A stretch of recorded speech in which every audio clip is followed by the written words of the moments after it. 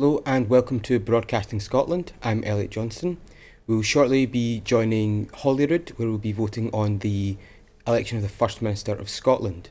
There are 6 candidates in the running for the position, the leaders of all the largest parties, including John Swinney, Anna Sarwar, Russell Finlay, Alex Cole-Hamilton, Malcolm Offord and Gillian Mackay.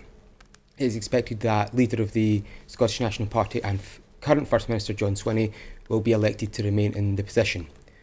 Following the election, John Swinney's name will then be sent for royal assent from the King before he's officially installed as First Minister of Scotland. In the chamber today, each of the candidates will speak for 5 minutes, detailing why they believe they should be selected to the position of First Minister. The election speeches are expected to begin at 2 o'clock, and throughout the day so far, MSPs have been able to put forward their names for election. Well, any MSP is technically eligible to run for the position. Historically, only the leaders of large parties have done so, and the leader of the largest party has always won the election.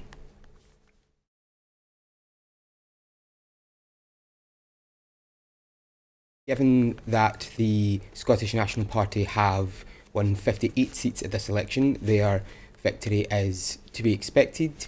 Even were the Scottish Greens to abstain from the votes, the SNP still outnumber all unionist parties in seats, so John Swinney's election is to be expected.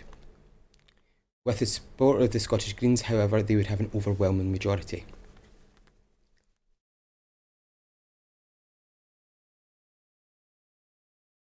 We'll be shortly joining the video footage from Holyrood, so bear with us please.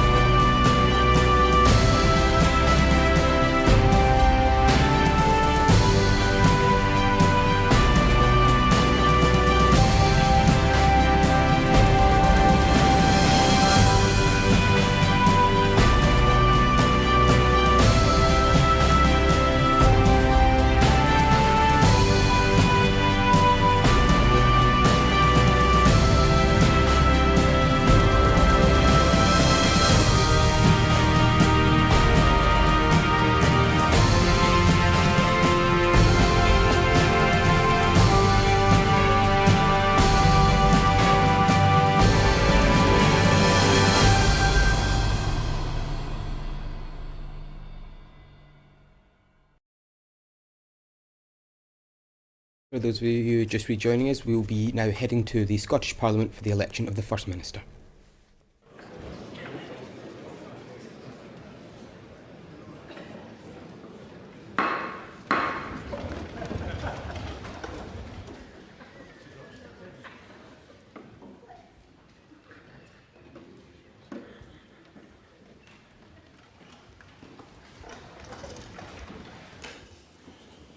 Good afternoon, everyone. The next item of business is the selection of the Parliament's nominee as First Minister.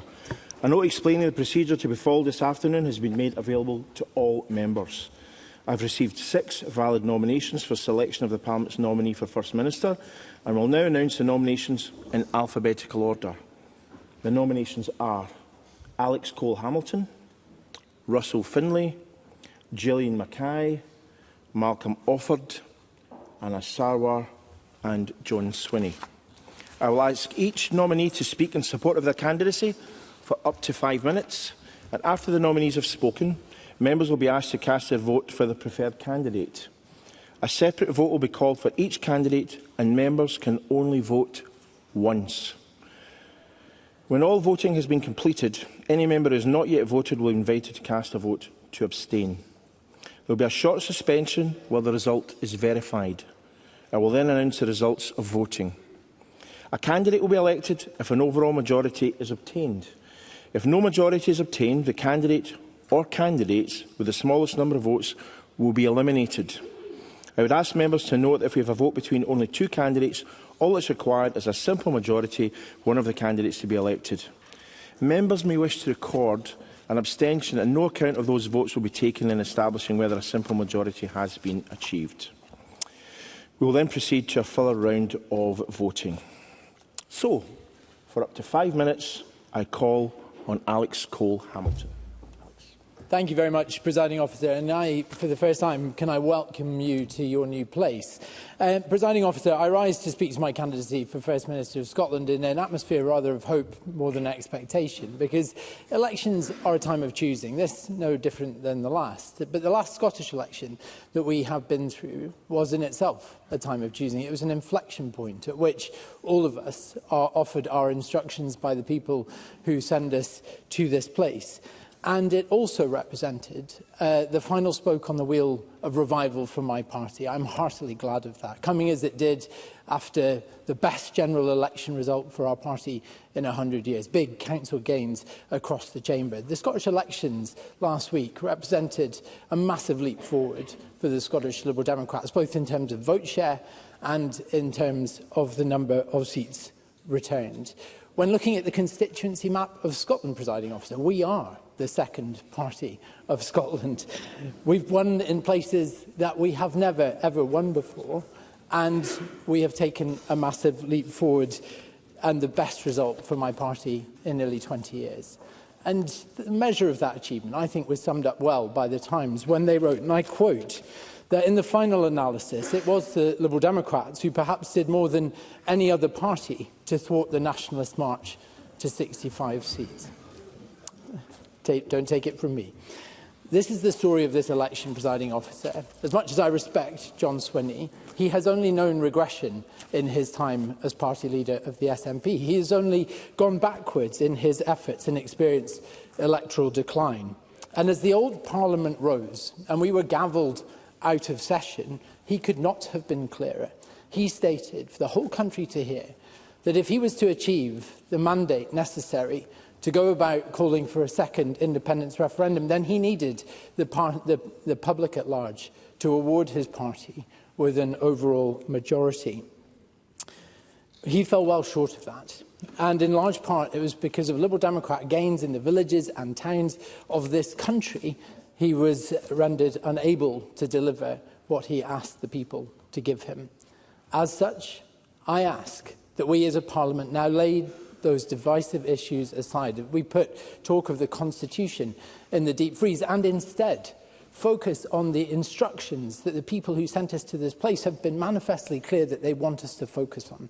Whether that is the crisis in our health service, which is not a crisis in our hospitals, but actually born of the fact that there is such a paucity of social care in our communities that on any given night in Scotland, 2,000 of our fellow Scots are stuck in hospital, like Margaret McGill, who I raised many times in the last session, unable to go home without adequate care to receive them home, but well enough to do so, stuck in that awful limbo, which leads to cancelled operations, which leads to corridor care in our A&E because people cannot be discharged into the wider hospital.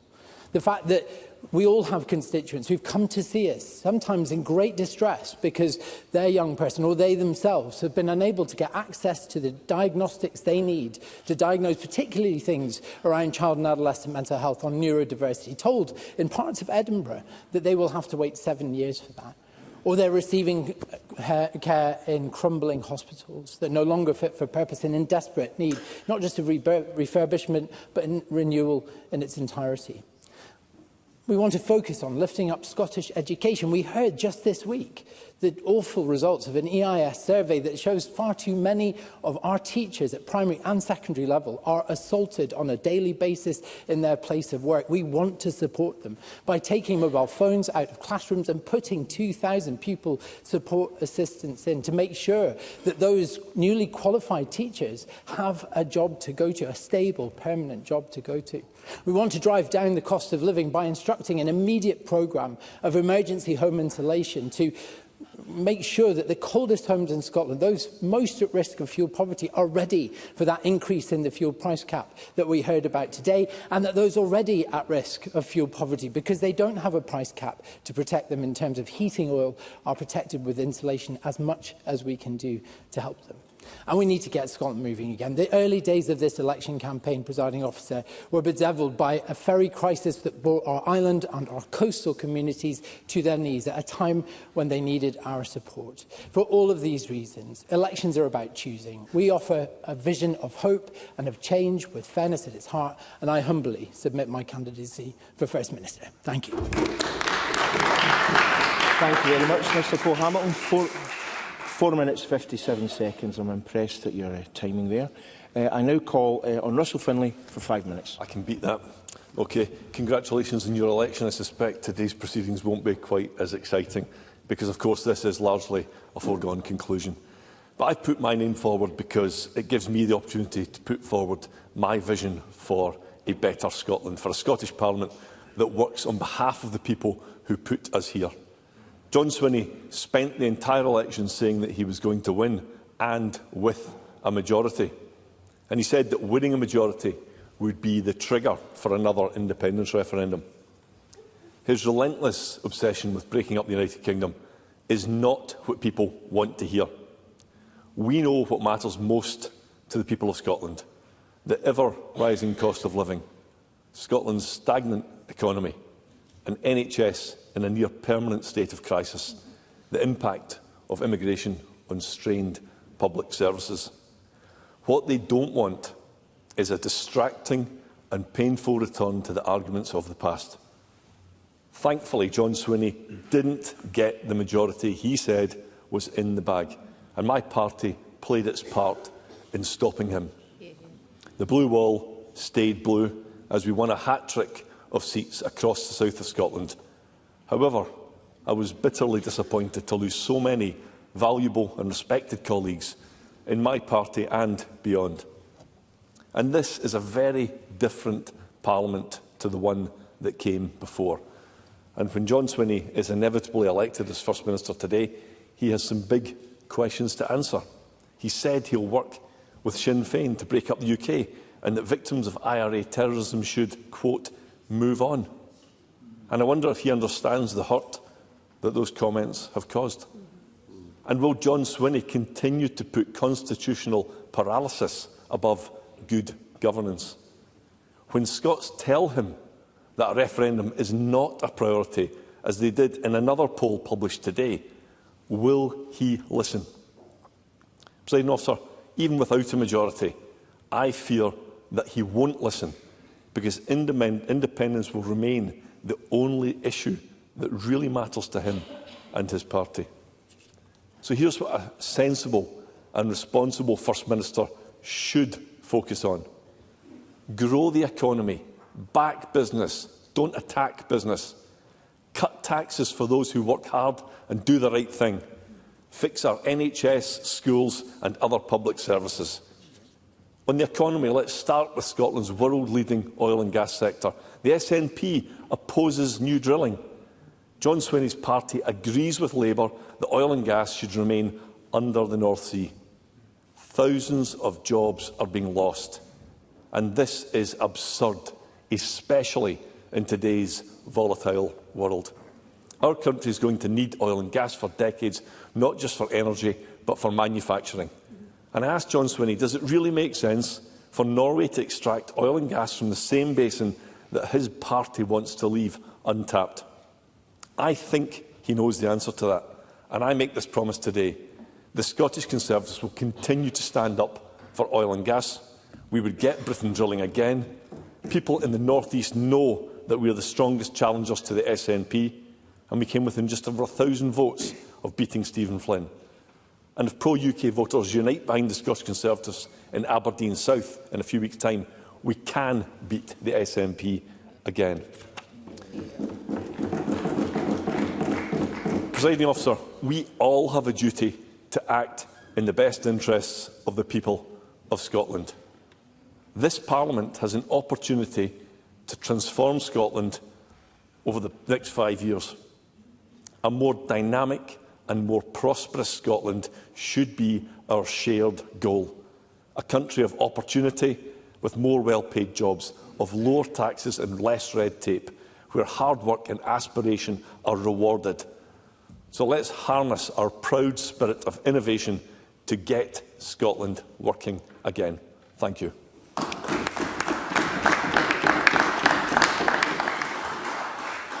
Thank you, Mr Finlay. I now call on Gillian Mackay. Up to 5 minutes, please. Thanks, Presiding Officer. And could I congratulate you on your appointment? Firstly, I want to acknowledge that unless something dramatic happens, I should get 15 votes, and I doubt I'll be First Minister this afternoon. But despite that, there is something to be hopeful about. The electorate has returned not only the biggest ever independent supporting majority, but also the biggest ever majority for parties that are socially progressive. Those who lost in numbers at this election were the ones chasing those votes to the right, and that has to inform what we do this session. We acknowledge that the SNP won this election and should have the right to form a government, and we will work on issues with them to make Scotland a fairer, greener and independent country. But we'll also hold that government to account to make sure that ambition matches delivery. We want to see a debate in the future of Scotland as an independent nation, and I hope the First Minister will keep his promise to bring that forward as soon as possible. We've seen how badly Westminster has let Scotland down, making things much more difficult, not just for this Parliament, but for the people of Scotland. We were promised big things in the wake of 2014, but what followed was Brexit, a decade of Westminster failure, a merry-go-round of Prime Ministers, and ongoing climate breakdown. People's lives have gotten materially worse, and Scotland must have our chance to choose differently. For the Scottish Greens, independence isn't an end goal in itself. It's a tool that we can use to make Scotland better, where democracy and decision-making is closer to people. And that's why, alongside that push for a referendum, we must use all the powers we have to already to make Scotland a better place to live right now. We all heard during this election campaign the immediate and real impact the cost of living crisis is having on people's lives. There are a whole host of solutions which not only put money back into people's pockets, but help tackle the climate emergency at the same time. Providing everyone with free bus travel would put money back in people's pockets while moving more people onto public transport. We've seen the success of under-22s free bus, and making sure particularly those who are commuting could leave the car at home would help to tackle transport emissions, which we've historically struggled to make a dent in. We're seeing other countries take this step in recent months, and we should absolutely be doing the same. Families are also seeing a large portion of their income being taken up with childcare. Unfortunately, we no longer live in a time where families can survive on one income, so good quality, affordable childcare is a must.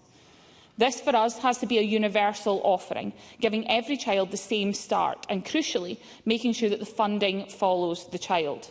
Supporting families, and particularly women, to be able to work with good quality, reliable childcare will absolutely help tackle child poverty.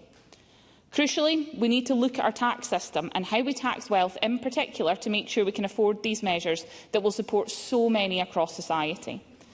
Making sure that everyone can have a home to call their own, that they can heat that home, that we have good quality public services, that nurses and teachers are paid well, and that we deliver that fairer society. Tax is how we fund these things that are for the common good, and those with the most should contribute the most. It's clear the hopeful vision put forward by the Scottish Greens at this election resonates with the hundreds of thousands of Scots who voted for us. Above all else, perhaps, what people want to see now are actions which make Scotland a fairer, kinder, more welcoming country. Not only do we have a large pro-independence majority in this chamber, but we have a pro-Europe majority and a pro-immigration majority.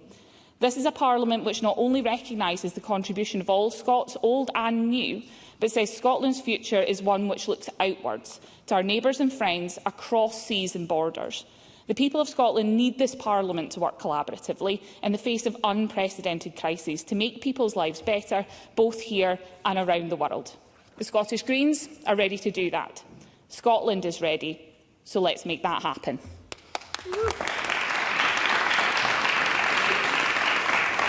Thank you.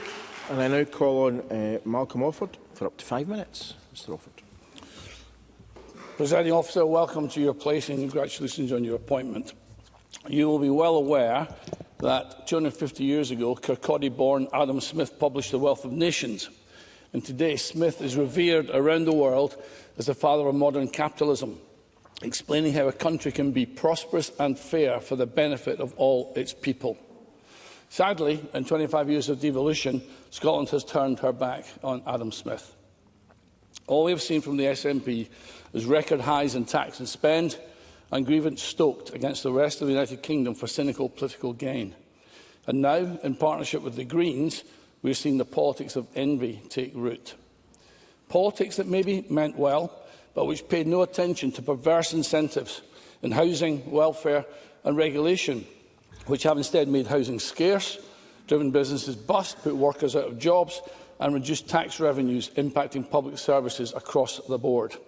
With budgets under pressure, we've seen those who work and those who venture their own savings to create businesses and jobs being overburdened with the ever-mounting bill. They were, at first, those who could afford to pay a little more. But as the bill has grown, they've been asked to pay more and more, with less and less to show for it in return. Bureaucracy has bloated. The engines of our prosperity are straining, and we find ourselves punishing those who aspire, those who are ambitious for themselves, their families and their communities, simply for trying to enjoy a good, decent life. This cannot continue. It must not continue if we wish to build a prosperous Scotland that works for all. We cannot be led by this ideology of impoverishment. If we want Scotland to have world-class public services, to hum with the whirring of industry and the buzz of thriving high streets, and to put a good life within the reach of every Scot. When I went down to London as a young Scot to make something of myself, with just one suitcase, my rugby boots and £2,000 in debt, I went with true treasure. I was a product of the very best of Scottish education provided freely by the state. And I went with these most valuable of treasures, Scottish values of hard work, endeavour and honesty. I do not want to see young Scots have to go to London to make their fortune as I and many others did. I want them to have ample opportunities to stay in Scotland and prosper. But regardless of how they make their way in the world, I want them to go with the same true treasure, the true wealth that I was given. The kind of state education that Scotland gave me is lamentably rare today, too often having to be bought, whether through paying for a private education or by buying a house in the right state school catchment area. Allowing standards and disciplines to so drastically slip as the SNP has in pursuit of ideological fads has been to undermine the wealth and opportunity of young Scots. Real life is about incentives, and canny Scots will always work hard if you incentivise them, but not in a broken system of high taxation and welfare dependency that scarcely makes it worthwhile. Meanwhile, these inherently Scottish values of hard work, endeavour and honesty are being actively discouraged by this rotten system at every turn, with grievance and envy stoked in their place. If we want a Scotland of endeavour and enterprise, if we want Scots to enjoy prosperity and plenty, we must urgently, urgently change course. Surely all the proof we need that this current system is broken lies in the fact that 2 million Scots did not vote in this 2026 election, a staggering 47% of the electorate. Compare that to 16% non-voters in the 2014 Indie Ref. The incumbent parties in this chamber should take a good, hard look at themselves. How can Scotland be led by a First Minister from the SNP whose share of the vote fell by another 10%? Consider the decline in votes for the separatist parties combined, from 1.6 million in 2014 to 1.3 million in 2021 to 1 million this year. How can that ever be considered a mandate for separation? And how can Scotland be led by a First Minister from Scottish Labour, whose steady decline can be traced from 56 MSPs in 1999 to 17 today, and whose vote share has halved from 32% to 16%. No, Scotland deserves a First Minister who wishes to build opportunity and prosperity for every Scot, and the only party in this chamber with that agenda is Reform UK.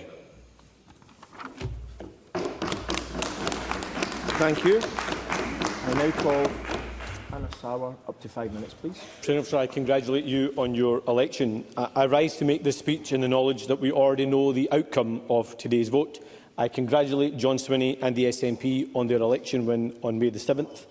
My party fought the election on the belief that Scotland needs change. It's an election and an argument that we didn't win. That's disappointing, and I don't pretend otherwise, but I think it's important to convey what I still believe today. Our politics, our Parliament and our country does need to change, and we have a collective responsibility to represent and serve the people. And in the current climate, I believe we have a responsibility to bring our country together and to take on the politics of fear and blame. Because while the election result is settled, the challenges facing Scotland are not. The need to tackle deep-seated issues in Scottish society remain as urgent today, and this Parliament must rise to that challenge. We need a government that will focus relentlessly on the things that matter: growing our economy, supporting our high streets, driving down waiting lists, improving access to primary care, providing dignity in the delivery of social care, making life more affordable, giving every young person the chance to succeed, and supporting our communities to feel safer and stronger. In doing that, we must also recognise the mood in the country as it is, not as we might wish it to be. During this election campaign, one word came up again and again: scunnered. People are frustrated, angry and tired, and they're tired of political arguments that seem disconnected from their lives. And that should concern every single one of us. Because if people lose faith not only in one party or one government, but in the ability of politics itself to improve their lives, then that not only undermines our democracy, but it opens up opportunities for those that seek to divide us. Presiding Officer, half of the MSPs in this chamber have been elected to our Parliament for the first time. This is a historic opportunity for them and for all of us, for us to demonstrate either the best of Scotland or the worst of our politics, to change the culture positively or negatively, to achieve greater cooperation or greater conflict, to trade in bigger ideas or bigger insults. So I would say to the new members and the old, let's not miss this opportunity to do what's best and right for Scotland. That means confronting the politics of fear and blame, not inflaming it. We may come from different political sides, but that doesn't mean we have to dislike or hate each other. We must confront the idea that if someone believes something different, sounds different or looks different, then they somehow have to be feared. Of course, call out and take action on wrongdoing. Yes, have big debates, and yes, confront big issues, but don't generalise, marginalise and demonise, because they might just seem like words in here to each and every one of us, but they are lived consequences for people out there. Because we must remain a nation that looks at its neighbour with compassion, not with suspicion. That's the Scotland we were when my grandfather arrived here in Lossiemouth in the 1940s, and it must be the Scotland we are today. But that also means taking responsibility, not always looking for someone else to blame, because the idea that someone or somewhere else is to blame for our problems, that idea that somehow everything would be fine if it wasn't for them over there, that too is dangerous. Because I believe our country is a country full of talent, full of compassion, ambition and decency. And I'm sure this Parliament is also full of talent, compassion, ambition and decency. Because people out there all want the same basic things. They want our public services to work.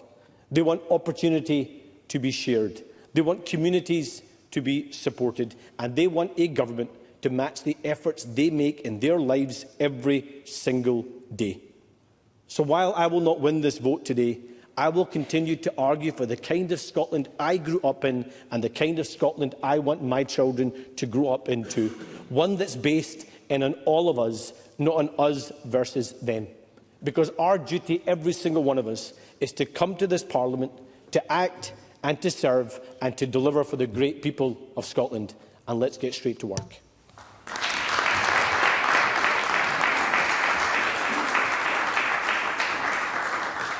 Thank you. I now call on John Swinney. Up to 5 minutes, please. President, so let me begin by congratulating you on your election as our presiding officer. As we begin this new session of the Scottish Parliament, I stand before members today with a clear mandate from the people of Scotland to seek nomination as the First Minister. The election is over, the people have spoken, they have emphatically supported the Scottish National Party, and I offer to form a government to deliver on behalf of the people that we all serve.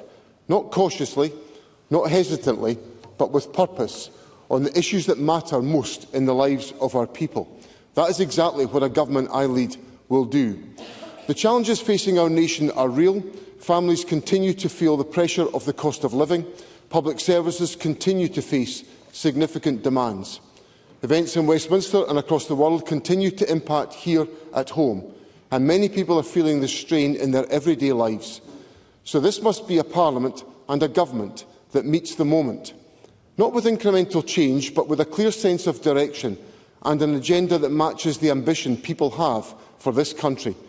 Because Scotland is a country of enormous strength and opportunity, a country with the talent, the resources and the determination, not only to react to challenges, but to overcome them.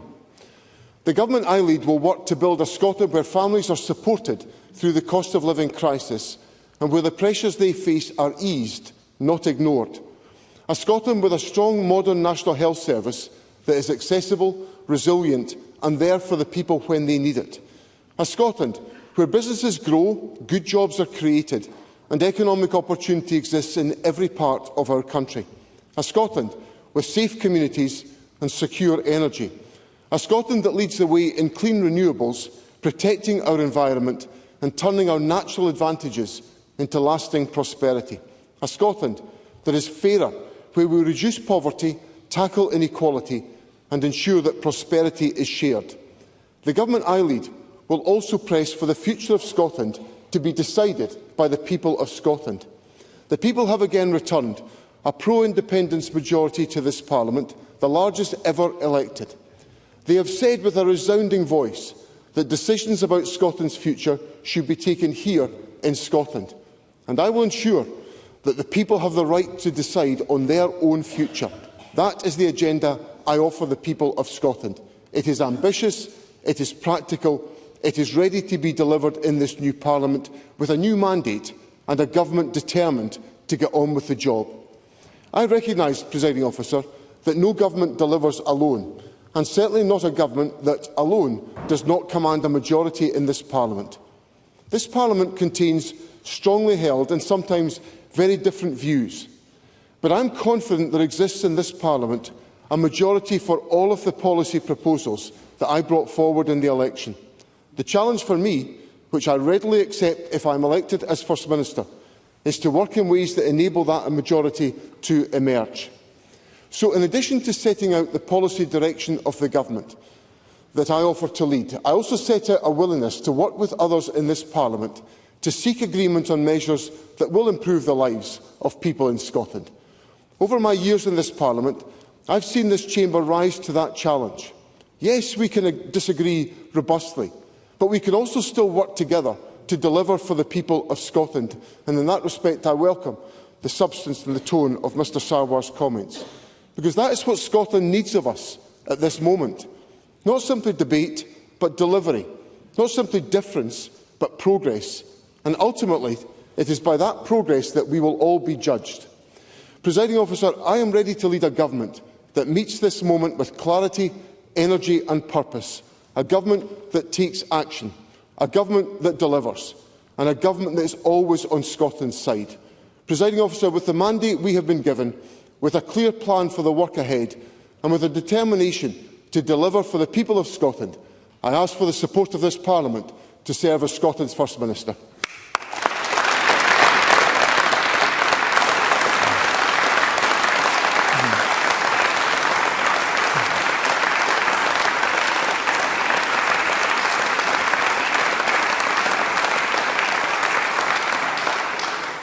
Thank you, and I thank each of our 6 candidates.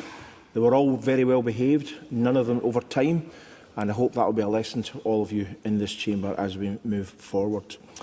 Before we move to the vote, there will be a short suspension to allow members to access the digital voting system. Can I urge all members to have their cards inserted in the consoles to enable you to vote? Thank you.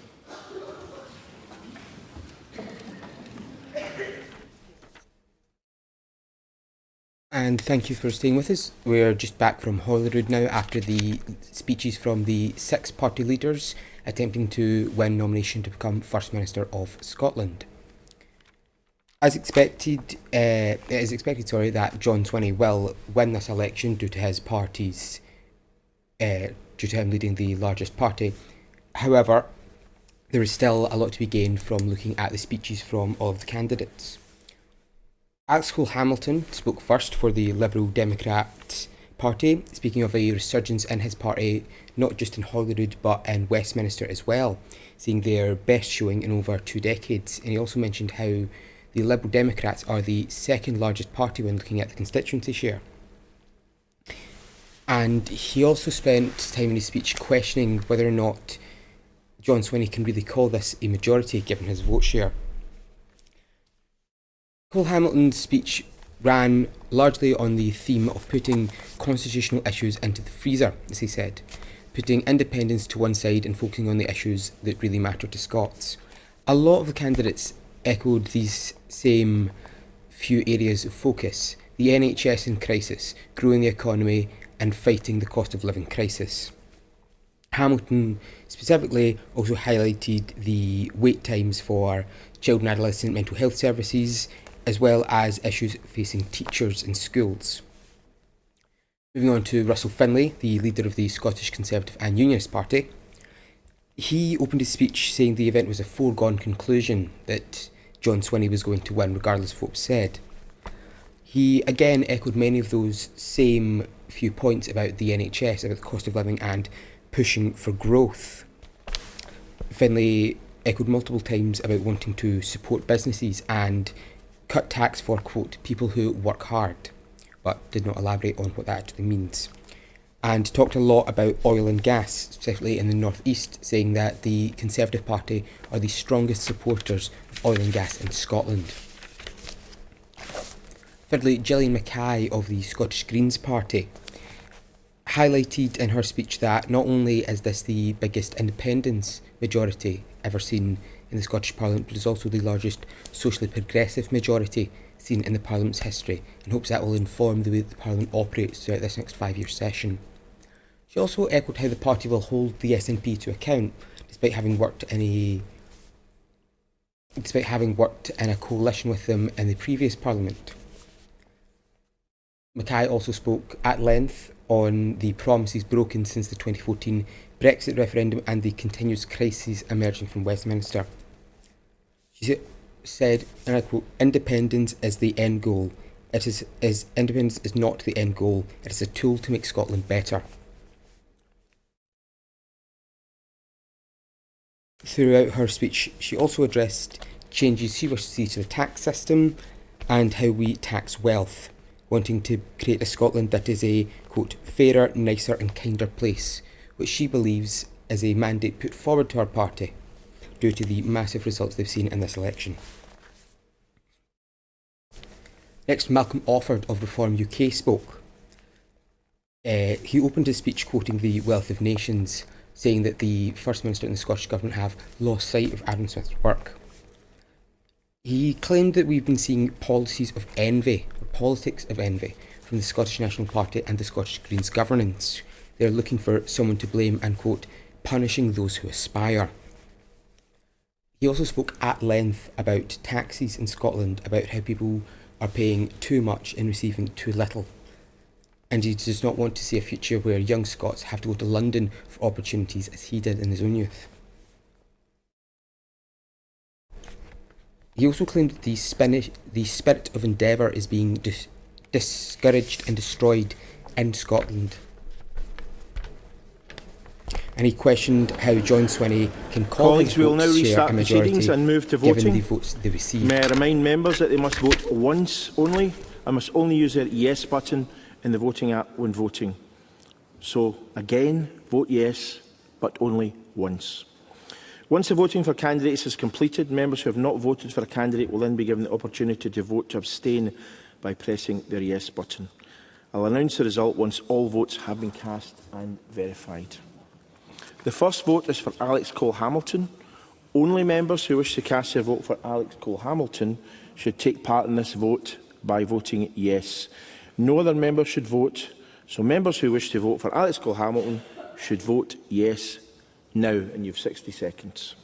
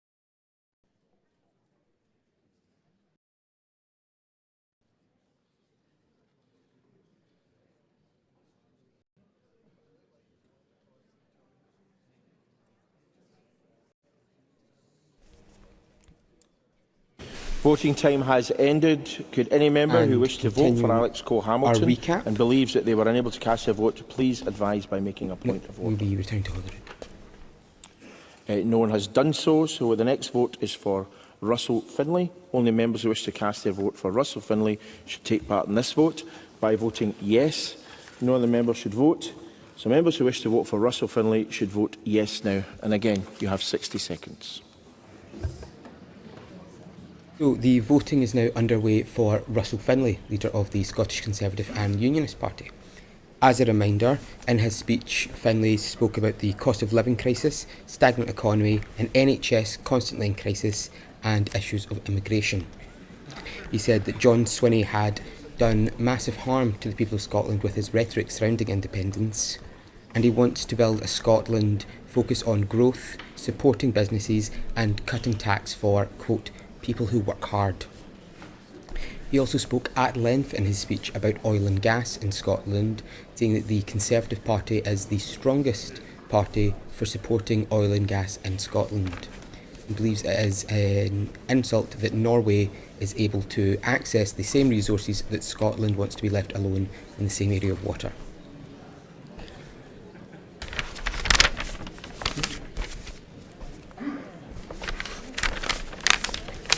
Continuing our recap from earlier on the programme. Voting has now closed. Could any member who believes they were unable to cast their vote for Russell Finlay and who wish to do so, please advise by making a point of order.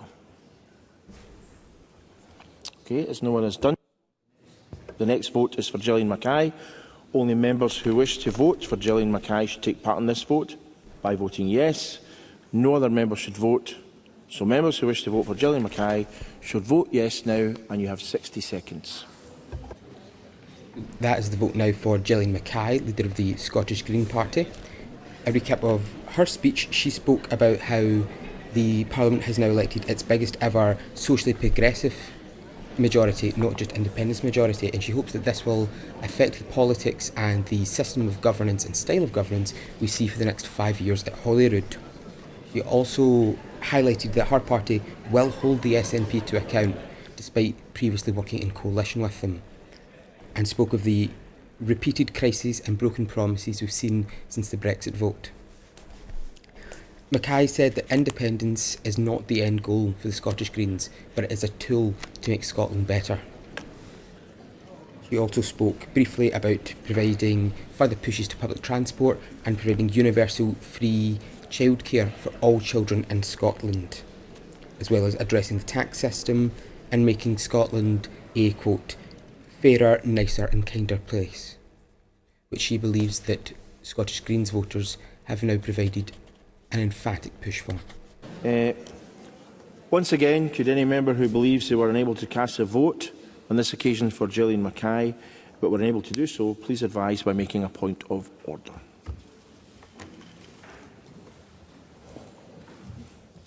No one has done so, so the next vote is for Malcolm Offord. Only members who wish to cast their vote for Malcolm Offord should take part in this vote by voting yes. No other member should vote. So members who wish to vote for Malcolm Offord should vote yes now, and members have 60 seconds. Moving on now to Malcolm Offord, leader of Reform UK and Scotland.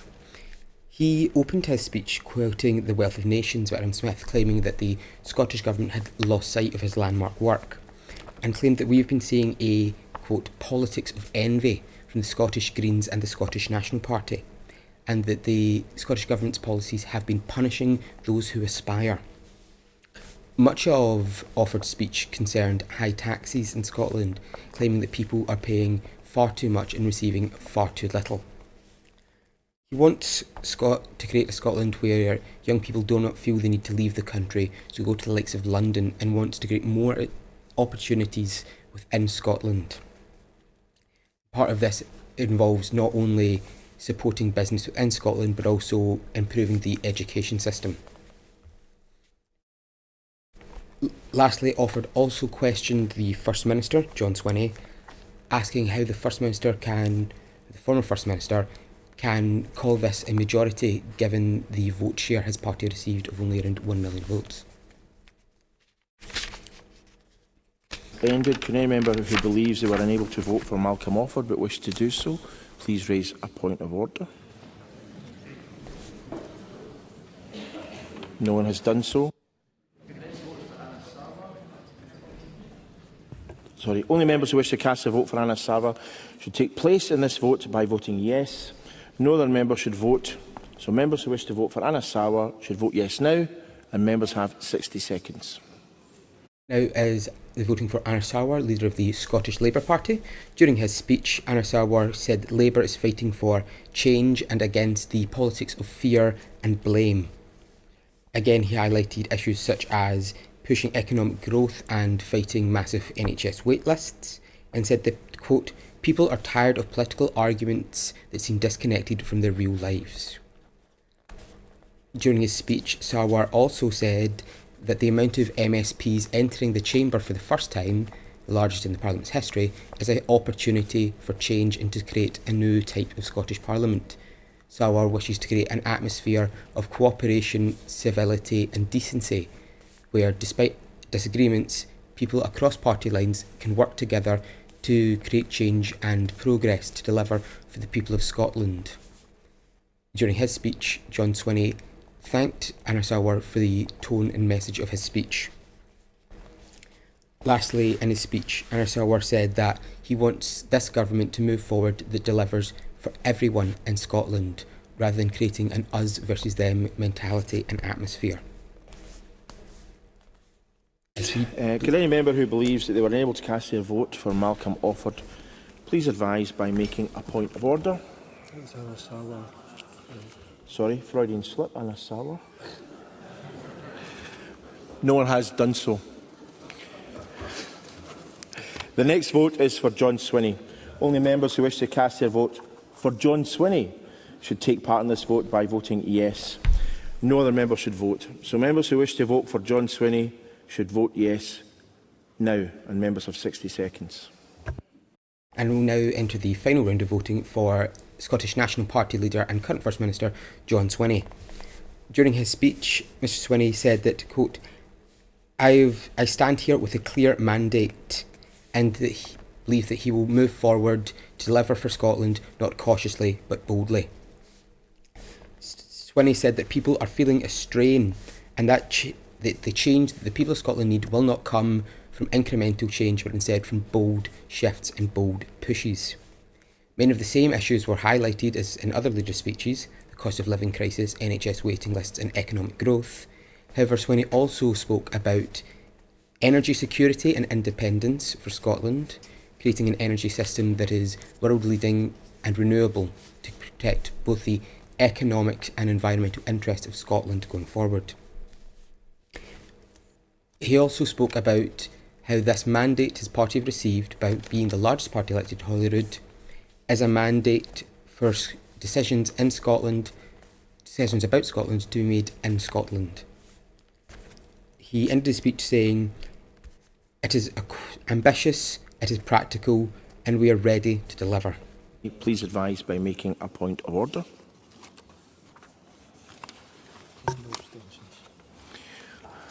There have been no abstentions, so that concludes this round of voting. There will now be a brief suspension while votes are verified. And the Parliament is now taking a brief suspension to verify the votes for the seat of First Minister.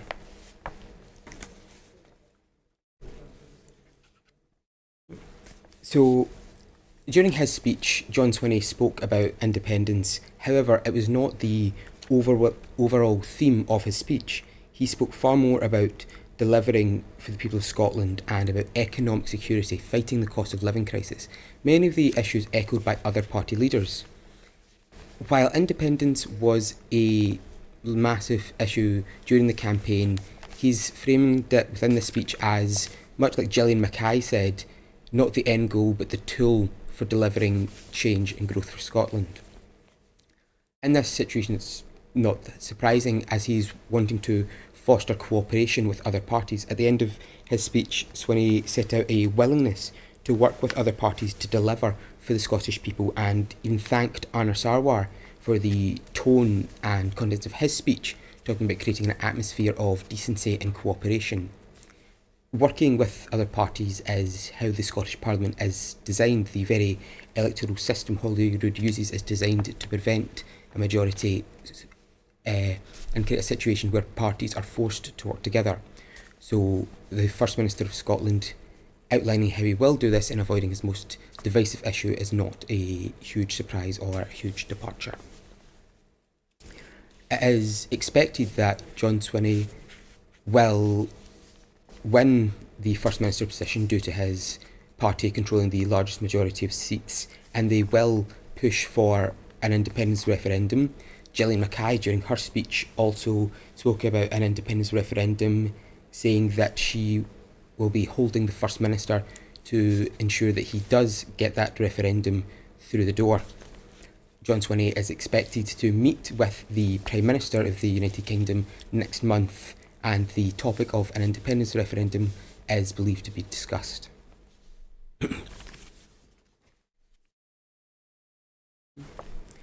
Beyond the current election for First Minister, there will also be two by-elections in Scotland in the coming months, as two SNP members, Stephen Gethis and Stephen Flynn, have been elected to Holyrood. In this round of voting, both positions in the selection of the Parliament's nominee as First Minister, the number of votes cast for each candidate is as follows: Alex Cole-Hamilton, 10; Russell Finlay, 12; Gillian Mackay, 15; Malcolm Offord, 17; Anna Sarwar, 17; and John Swinney, 57. There were no abstentions. As Mr Cole-Hamilton received the fewest number of votes, he will be eliminated from the election, and a further round of voting will take place with the following candidates: Russell Finlay, Gillian Mackay, Malcolm Offord, Anna Sarwar and John Swinney. So, the first vote in this round of voting is for Russell Finlay. Members who wish to cast their vote for Mr Finlay should vote yes now, and once again, members of 60 seconds. We've now moved on to the second round of voting. Due to the results of the first round, Alex Cole-Hamilton, leader of the Liberal Democrats, has been eliminated from the running. Cole-Hamilton received 10 votes, all the members of his party, and all of the other candidates similarly received the votes purely from their party members, reflecting the elected slate. John Swinney received 57 votes despite 58 SNP members being elected. That is due to the presiding officer being elected from the SNP's bench and not being allowed to vote, and is no longer a member of the Scottish National Party at all. Back to the by-elections topic, there will be by-elections held in Aberdeen South and Arbroath, and Brothy and Ferry.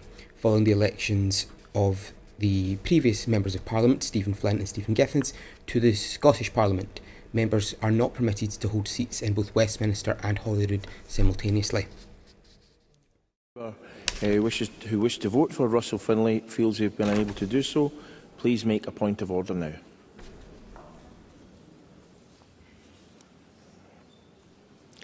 No one has done so, and so the second round of this is voting for Gillian Mackay. Members who wish to cast a vote for Gillian Mackay should vote yes now, and they have 60 seconds. Voting has now begun for Gillian Mackay in the second round of voting for First Minister.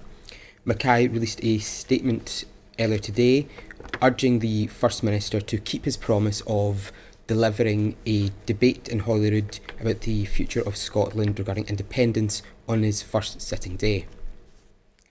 However, as previously stated, it is expected that Swinney will meet with the Prime Minister next month to discuss an independence referendum.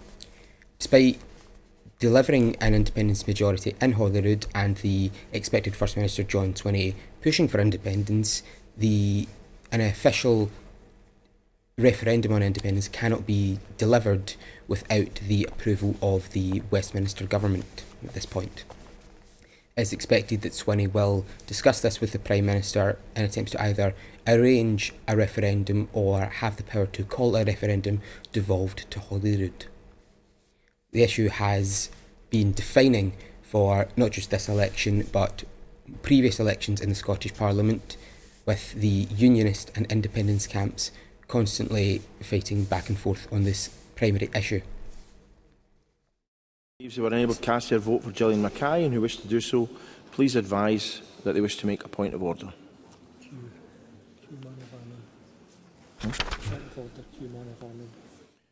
Hughes.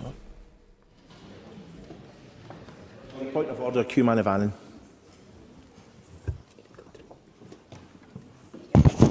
Yes, I was unable to do so because of technical snafus. Sorry. And I do intend to vote for Gillian Mackay. Your vote has been recorded for Gillian Mackay. Thank you. The third vote in this round of voting is for Malcolm Offord. Members who wish to cast their votes for Malcolm Offord should vote yes now. And voting is again 60 seconds. We're now beginning the third round of voting for Malcolm Offord within this second round. Malcolm Offord, leader of Reform UK. There's also a point of order brought up in the chamber there by a Holyrood Green member. That Green member was recently in the news for being elected to Holyrood on a student visa.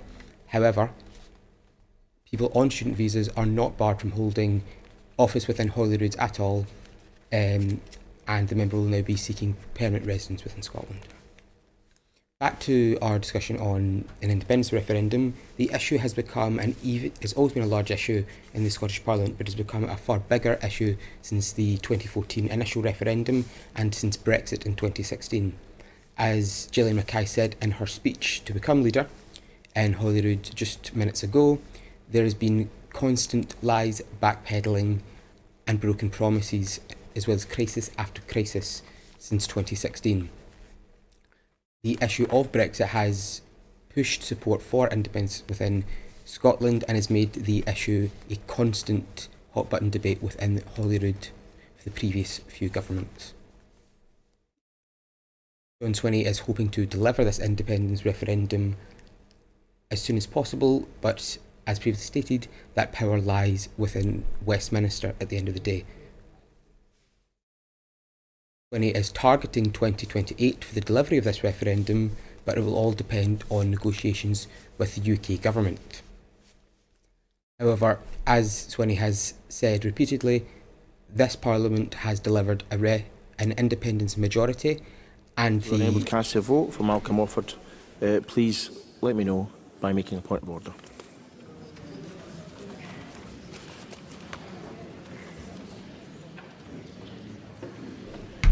No one has done so. The fourth vote in this round of voting is therefore for Anna Sarwar. Members who wish to cast their vote for Anna Sarwar should vote yes now. And again, 60 seconds. We're now moving on to the fourth round within this second batch of votes for Anna Sarwar, leader of the Scottish Labour Party.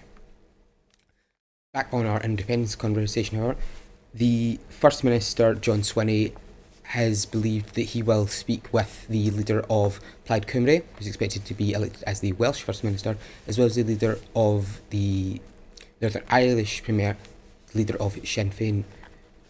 All three parties that lead the devolved nations are now independence-supporting parties. It is hoped by Swinney that this will assist him in pushing the British government and the Prime Minister to allow for another independence referendum, or to devolve the powers to Holyrood and potentially the other devolved governments, meaning that the issues of constitution will be in the hands of the people that live within the devolved nations. However, Swinney's powers are handled by Westminster, and he can only act on the Prime Minister and the government. That's closed. Could any member who leaves who are unable to cast their vote for Anna Sauer please advise that they wish to make a point of order?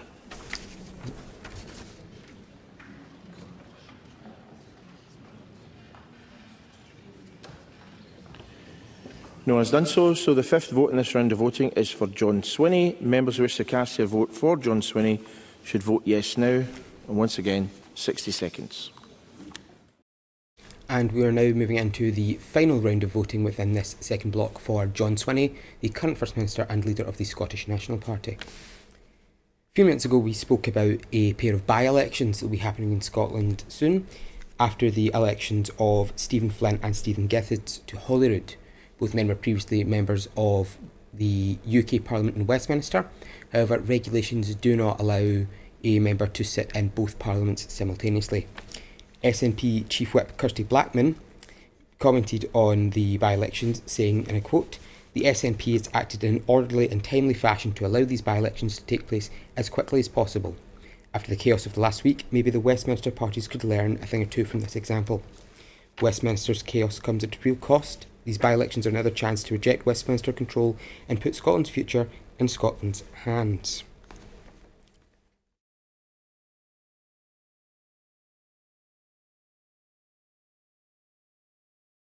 The by-elections are expected to take place on June the 19th.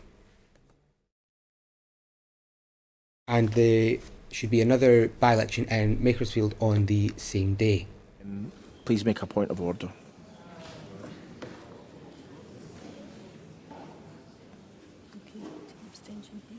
Yeah. That concludes the votes for all candidates. However, on this occasion we are going to have an abstention vote, because it seems that not all members have voted. So if you didn't vote in those previous rounds and wish to record an abstention, you may wish to abstain by pressing your yes button now. And you have 60 seconds to vote for that abstention. Thank you. We've now entered into another round of voting due to a believed abstention from a member of the Chamber, as they did not vote in this previous round of voting for the First Minister for any of the 5 candidates still on the ballot. This is after Alex Cole-Hamilton was removed from the ballot after receiving the least votes in the first round.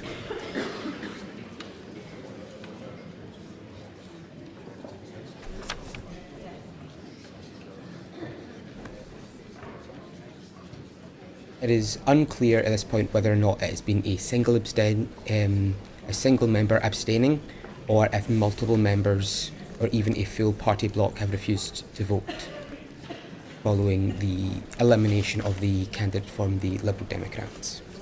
So we will receive numbers momentarily when the presiding officer speaks again.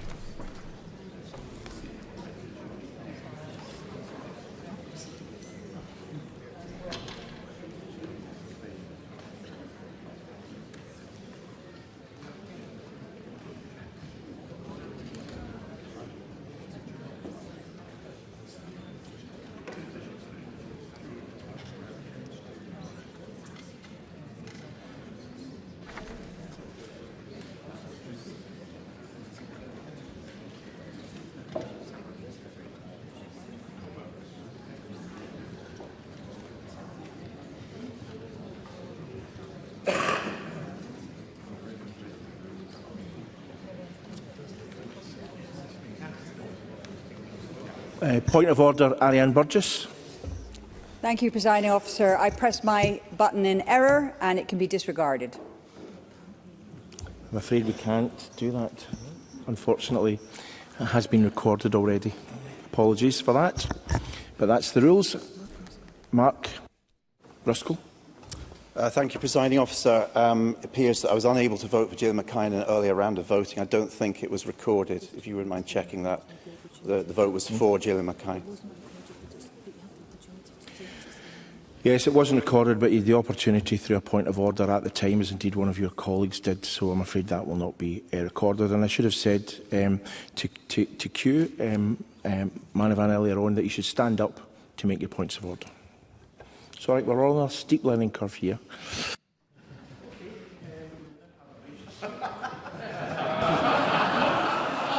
Can I say, unlike all the new MSPs, I wasn't given any kind of explanation of how this tech worked before I sat down here, so there you go. That's happening at noon tomorrow for myself and the Deputy Presiding Officer, so things should be smoother thereafter. So I'm now going to call a brief suspension while we actually tally up the votes. Thank you. Now having another brief suspension while votes are counted up for this round of voting on the 5 candidates to become First Minister of Scotland. There was members that abstained from the previous round of voting, however at this point it is unclear how many abstained. We also saw multiple points of order raised by members that had either failed to vote for their preferred candidate or that had accidentally voted for another candidate or confirmed that they had abstained. However, due to the rules and regulations in the Holyrood Chamber, neither of those points of order are able to be rectified and neither votes are able to be counted at this time. However, both members should be able to vote if we see another round of voting. We had hoped to be in Holyrood in person this afternoon to speak to members after they left the chamber about the First Minister's election. However, due to technical and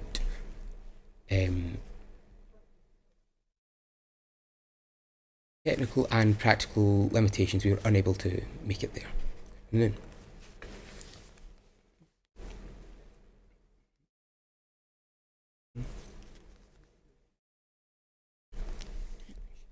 rejoining in just a moment now.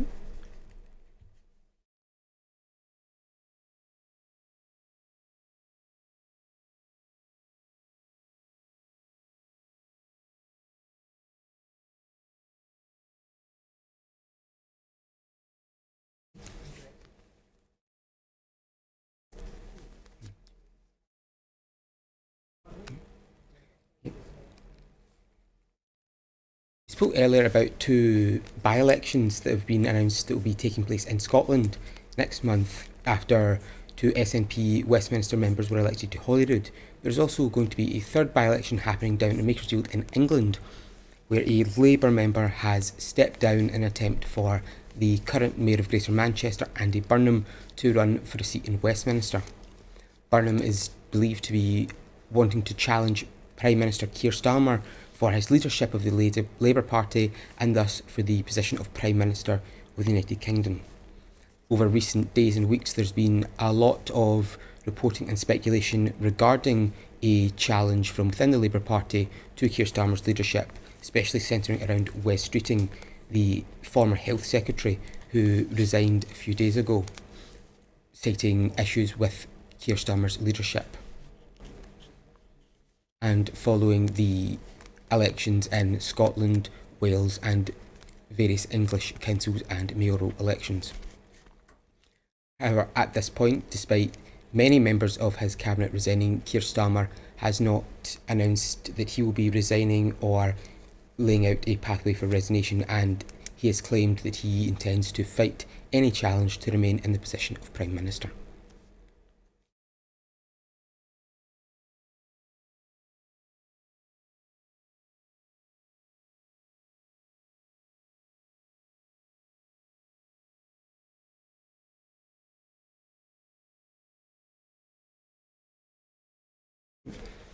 If our viewers would like to take a look at the window, you can currently see the view from our studio here in Stirling. The Wallace Monument on a, unfortunately, dreich Tuesday. However, despite the typically Scottish weather, it still makes for quite a fine sight.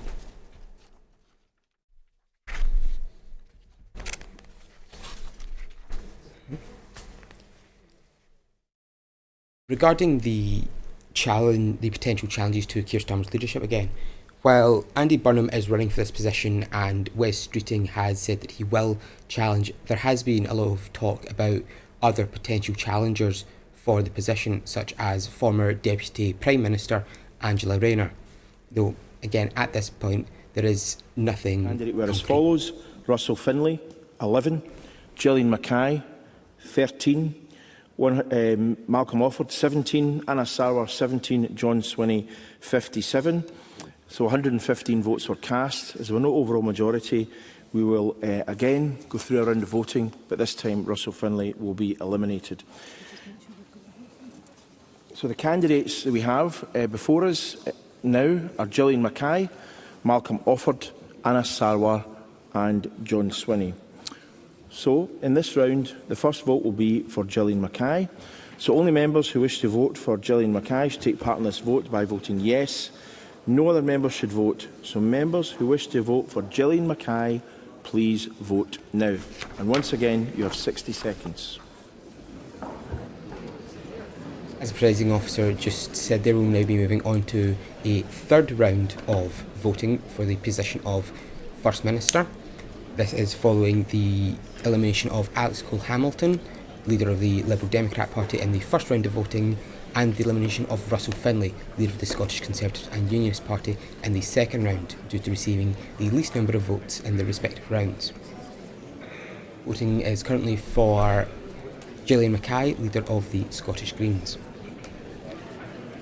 We had spoke about the by-election happening in Makersfield, and there's been a statement released by the SNP who have said that, and I quote, "It's clear that none of the Labour Party leadership contenders are offering the genuine change that broken Brexit Britain desperately needs." These are amongst reports that Andy Burnham is attempting to run for this seat.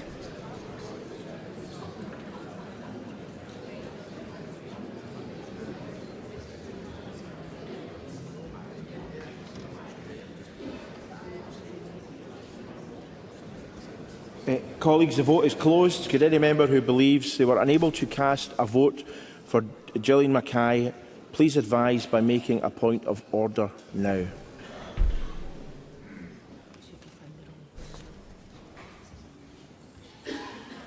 Okay, thank you. The next vote is for Malcolm Offord. Only members who wish to cast a vote for Malcolm Offord should take part in this vote by voting yes. No other member should vote. So members who wish to vote for Malcolm Offord should vote yes now, and you have 60 seconds to vote. And we're now going on to the second candidate in the third round of voting, leader of Reform UK Scotland, Malcolm Offord. Back on Andy Burnham for now. Burnham said yesterday that he would continue to impose many of the regulations and rules around Brexit and fiscal rules implemented by the Conservative governments if he wins Labour's leadership election, and has ruled out reforming Westminster's electoral system. It's also been announced that the Green Party will be standing a candidate within the Bakersfield by-election, which has caused some uproar within left-wing groups, as they believe they are giving Reform UK a chance to steal the election from Burnham.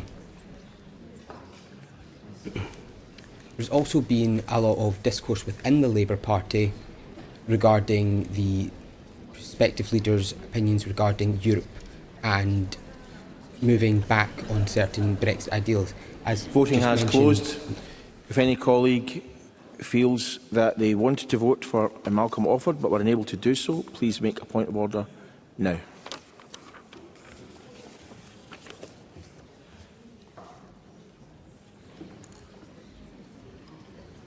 We have no points of order, so the next vote is for Anna Sarwar. Only members who wish to cast their vote for Anna Sarwar should take part in this vote by voting yes. No other member should vote. Members who wish to vote for Anna Sarwar should vote yes now. Members have 60 seconds to vote. We're now moving on to the third candidate within this third round of voting, leader of the Scottish Labour Party, Anna Sarwar.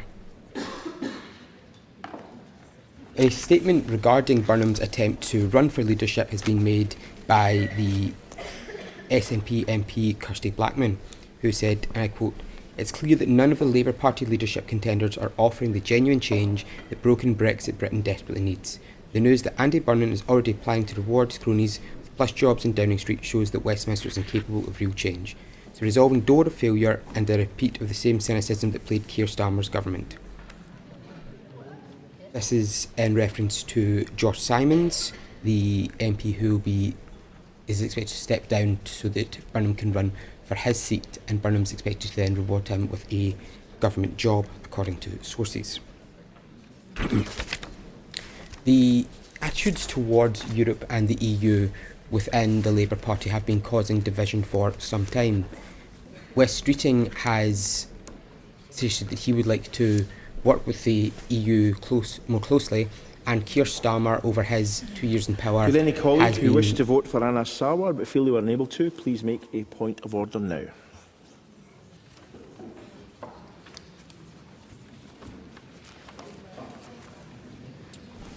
We have no points of order. The next vote is for John Swinney.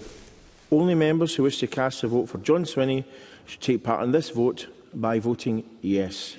No other member should vote. Members who wish to vote for John Swinney, please vote yes now, and again you have 60 seconds. And we're now on the final candidate within this third round of voting, the leader of the Scottish National Party and current First Minister, John Swinney. Back regarding the Labour Party's Europe division, over his 2 years in power, Sir Keir Starmer has repeatedly spoke about and actioned on moving closer to the European Union, creating better relationships, both socially and economically, and backstepping slightly on certain Brexit changes. Part of this has involved creating new pathways for British students to study within the European Union and European students study within Britain, which was commonplace before Brexit. However, major changes to economics and trade have yet to materialise, but Sir Keir Starmer is believed to want to further push this, and reference was made to it within the King's speech last week.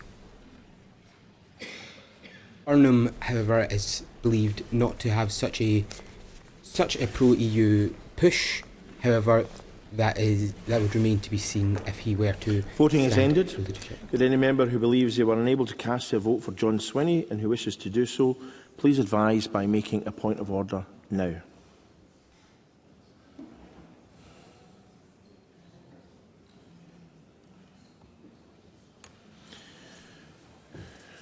No point of order has been made. So the next vote, and the final one in this round, is for any member who has not yet voted and who wishes to record an abstention. Members wishing to abstain should press their yes button now, and you have 60 seconds. And we're now in one final block of voting within this third round for any members who wish to abstain or raise a point of order in the First Minister's elections. Well, there has been a lot of discussion in recent weeks, and especially following the devolved and local council and mayoral elections previous Thursday. There has still been no official declaration of a Labour leadership challenge or of Keir Starmer's resignation from the position. It is spoken about within many Labour circles as something that is a matter of when, not if.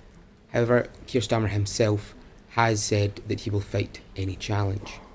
In order to initiate a leadership challenge, a candidate would need the backing of 81 Labour MPs within Westminster, which is 20% of the party's sitting members. Wes Streeting is believed to have been wanting to create one of these challenges, but did not receive the support he needed. Voting time has ended. Should any member who wished to abstain feel they were unable to do so, now is your opportunity to make a point of order.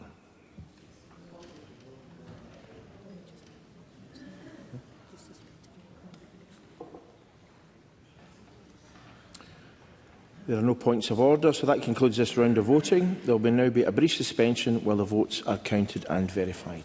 Thank you. And now there will be another brief suspension of Holyrood as the votes are counted from this third round of voting for the First Ministership.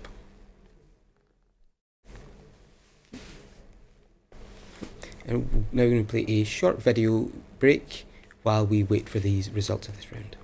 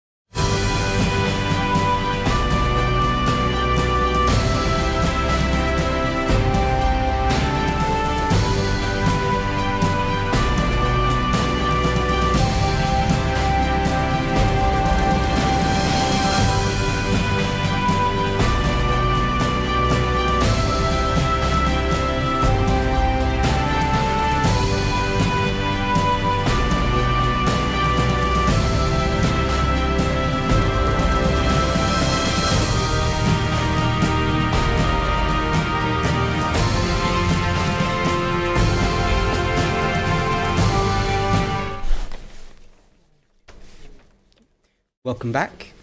15. Malcolm Offord, 17. Anna Sarwar, 17. John Swinney, 56.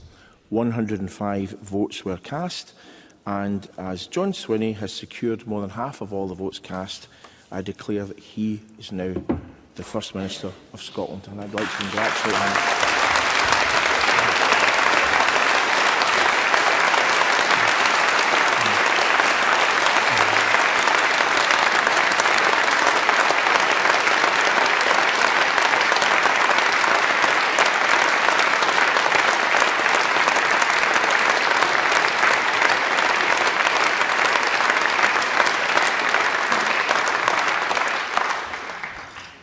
I would like to congratulate the First Minister on his election, and I now call on each of the party leaders to respond.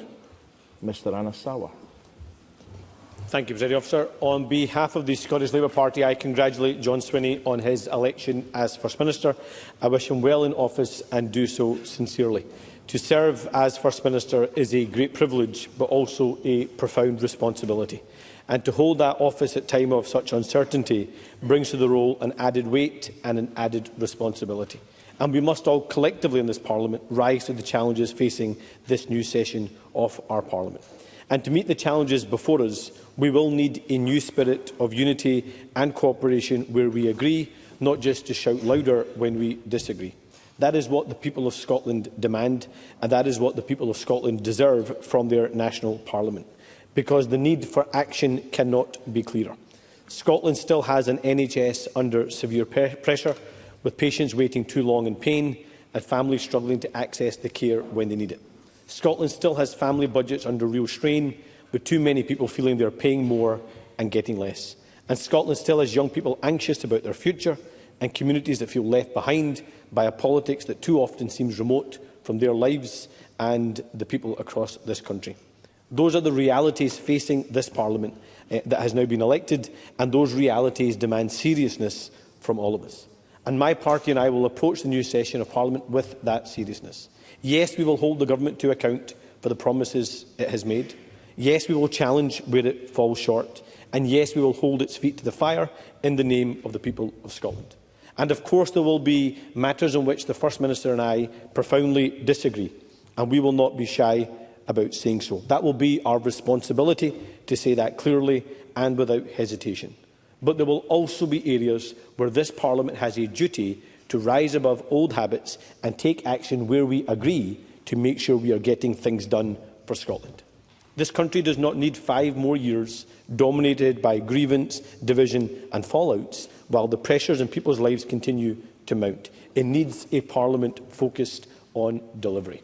It needs action to bring down waiting lists. It needs action to make life more affordable, and it needs action to create opportunity for our amazing young people. But it also needs a politics that is prepared to bring the country together rather than drive it apart.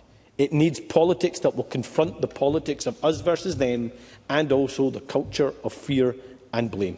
That is the standard by which the First Minister will be judged, and it's the standard by which this Parliament should judge itself too. And I promise that we will lead, yes, an effective but also a responsible opposition, because that too is our duty. The purpose of this Parliament is not to perform for itself, but it is to serve the people of this great country. So I again congratulate John Swinney on his election today. I wish him well, and I look forward to working with him where we agree to deliver for Scotland. But more importantly, I say this to him: the real test begins now.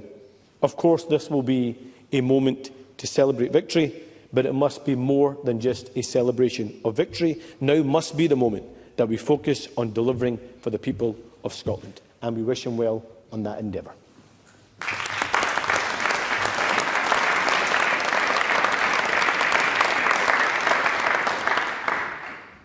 Thank you. I now call Malcolm Offord. Up to 4 minutes, please.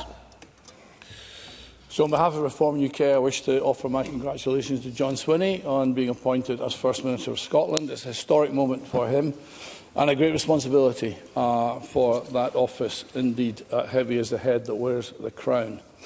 We in opposition will always seek to find consensus where we can agree on one single issue, which is to make Scotland more successful and more prosperous.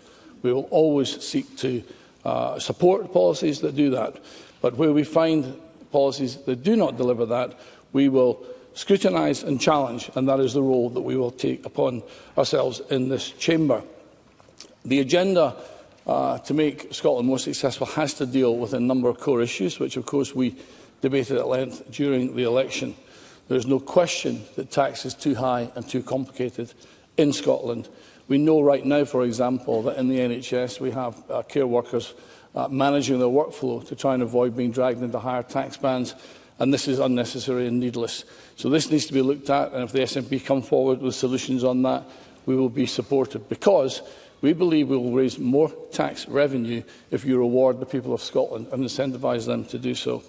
Similarly, our energy prices are too high, and we have policy at the moment driven by ideology. We will oppose that. We will scrutinise carefully the £5 billion in the budget spent in net zero policies. I think we'd all agree that the cost of living is a major component of that is energy prices. So where we can find consensus there, again, we will support. We need to get the balance right between work and welfare. The best form of welfare anyone can have is a good job. We need to help our fellow citizens back into good jobs. We need to create pathways to work. Where we have 750,000 Scots of working age not in work, we need to help them back to work. And if that number is heading towards 1 million, we cannot allow that to happen. Our young people need support into good jobs.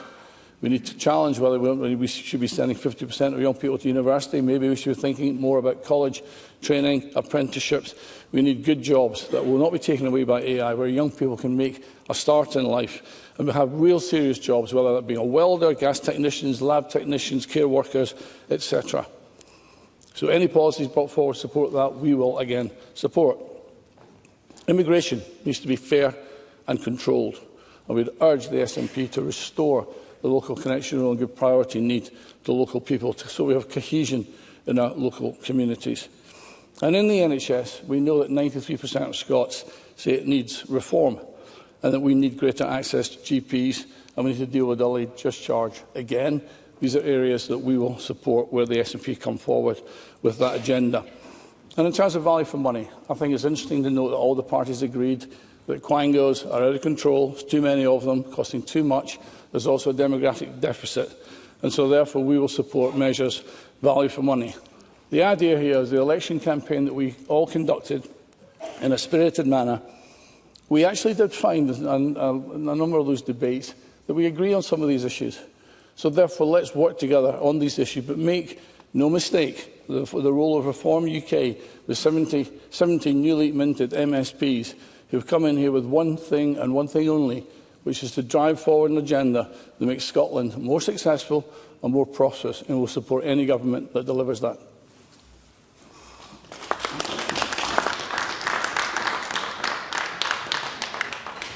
Thank you. I now call Gillian Mackay. Up to 4 minutes, please. Thanks, Presiding Officer. I want to start by congratulating John Swinney on his election as First Minister on behalf of the Scottish Greens. It is a remarkable achievement to win a fifth term in office for the SNP. And I think it's safe to say this probably wasn't the role that the First Minister anticipated this time last session. And on behalf of my party, I want to acknowledge the sacrifices that both he and his family have made to allow him to serve Scotland. The Scottish Greens will work with his government to deliver on our priorities and deliver for the people of Scotland. The opposition parties that took that constructive approach in the last session of Parliament have grown in number, and it's clear that that is what the public expects us to do. Put simply, our constituents expect us to cooperate where we genuinely share values, even if we don't agree on every detail of policy. That doesn't mean that this government will have an easy time of it from the Greens. We will hold government to account and ask difficult questions. We need to see work quickly on childcare and free bus travel in particular, but other public services need support and reform too. We will push for this government to go further and faster, especially when it comes to tackling child poverty and the climate crisis. In the first 100 days, this government could fix some of the issues with childcare that we raised before dissolution. Ensuring that childcare is truly free at 3 would put hundreds of pounds back in the pockets of families before we move to expand free hours to 2-year-olds on what we would like to see on a universal basis. The 1140-hour entitlement is a national policy, but some families have had to move their children twice due to changes made by local authorities. Working with councils to ensure cross-boundary placements are able to happen would support the choice of families. We need to work together to put the NHS on a sustainable footing, to talk about how we support councils to deliver the services that they want to deliver, and we finally have to scrap and replace the council tax. Ultimately, in the first 100 days of this government, we need to see tangible work to deliver on the cost of living crisis that will make people's lives cheaper for the long term, supporting the climate and making a more welcoming and outward-looking Scotland. The Scottish Greens will not shy away from holding the new government to account, but we look forward to working with the First Minister to deliver for the people of Scotland.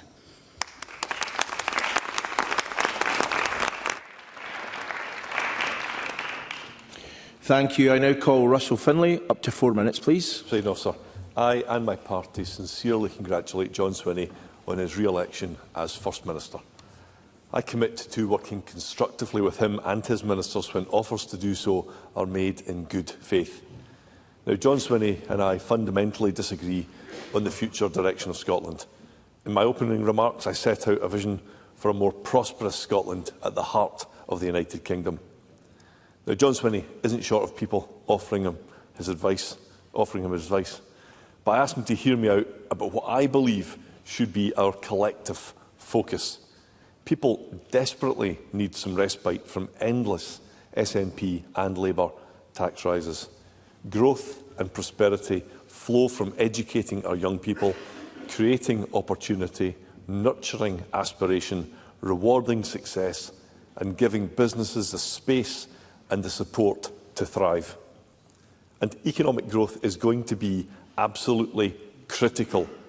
And that's because there's a looming £5 billion black hole in Scotland's public finances. Throughout the election campaign, I repeatedly warned about the potential impact of this vast and impending deficit. Others didn't want to talk about it. But with the election now behind us, there's no escaping from this hard reality. To plug the gap between revenues raised and government spending commitments, John Swinney is likely to do one of two things, possibly both. One, cut funding for public services, and number two, raise taxes. Both of these would be a mistake. Don't cut frontline services. Cut the waste. Cut the quangos. Treat taxpayers' money with respect.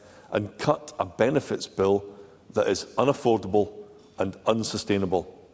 And on taxes, I say this: no more. Scots already pay almost £2 billion a year in income tax than they would for doing the same job elsewhere in the United Kingdom. Businesses have been hit with sky-high rates bills that will force some to cut jobs or cease trading altogether. Now, Mr Swinney might not choose to listen to me, but he should listen to Scotland's business leaders, who repeatedly warn that you cannot tax your way to economic growth. John Swinney knows this to be true. But even though he knows about the perilous state of the public finances, my fear is that he will remain distracted. He's already said that he'll make the first vote of this Parliament a demand for another referendum. Even without a majority, that's his intent. He knows that the people of Scotland don't want this, yet we heard it again from him today. So for the sake of Scotland, drop it, Mr Swinney. Put country before party. End the politics of grievance. Stop blaming others for the many problems made by the SNP over 2 decades. Govern for all of Scotland. Presiding Officer, my party will continue to stand up for hard-working Scots struggling to pay the bills.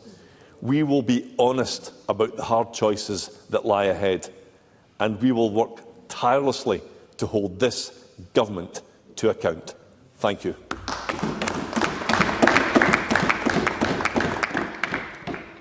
Thank you. I now call Alex Cole-Hamilton.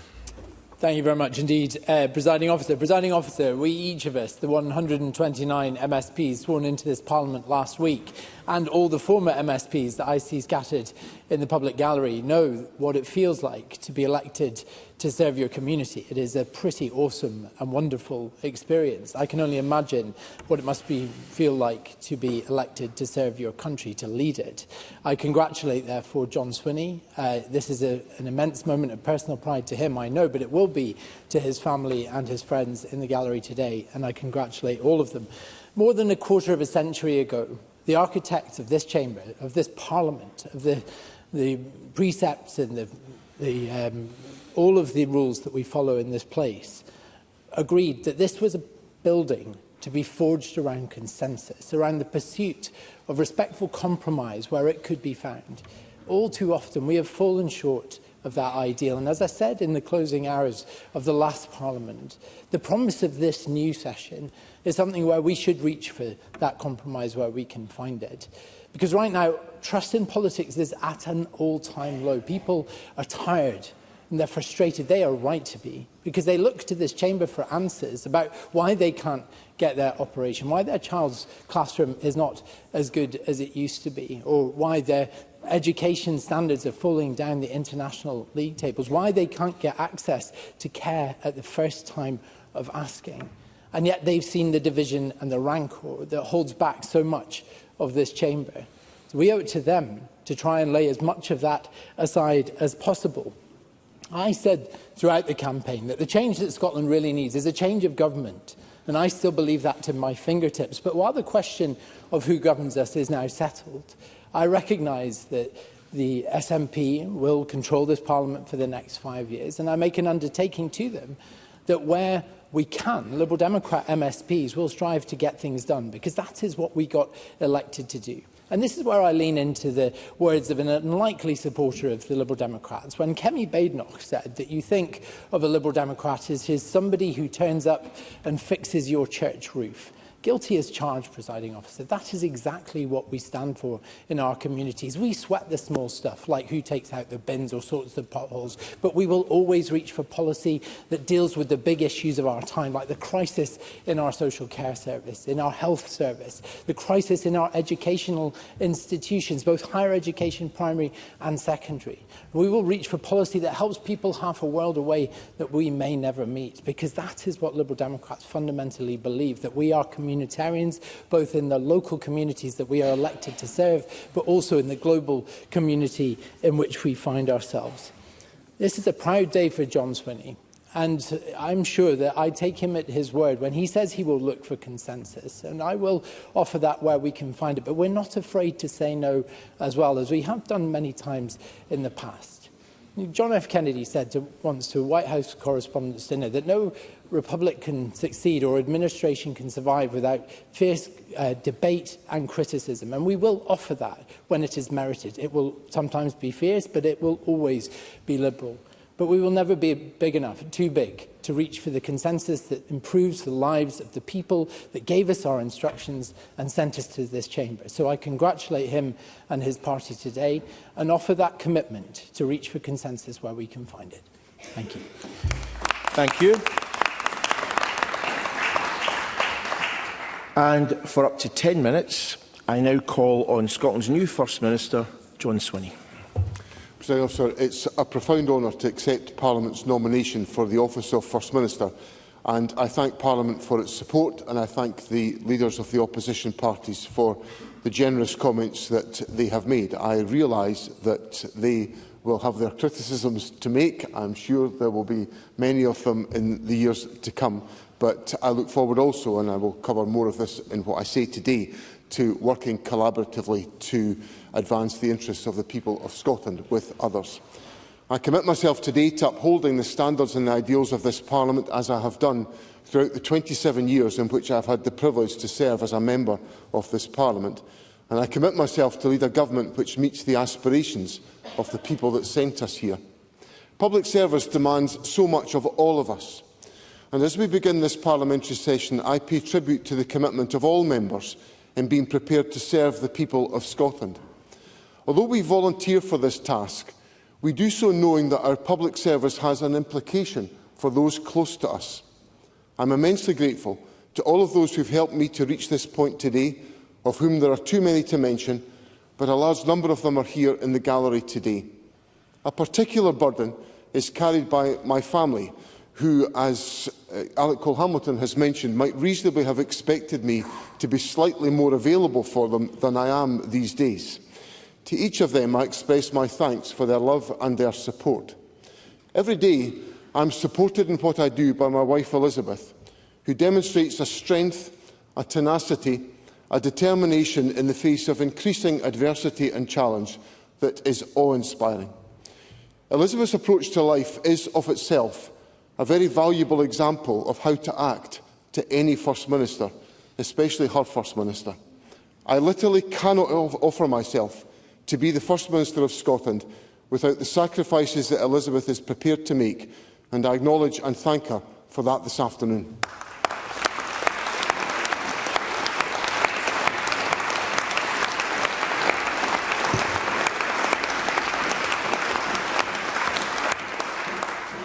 Today, I feel many of the same emotions as when I first became First Minister 2 years ago.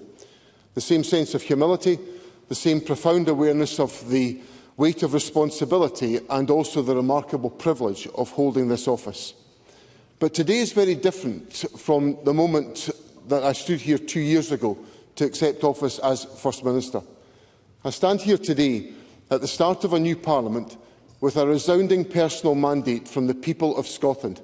I offered the people of Scotland reliable, trusted and experienced leadership in turbulent times, and today I pledge to provide that to my country.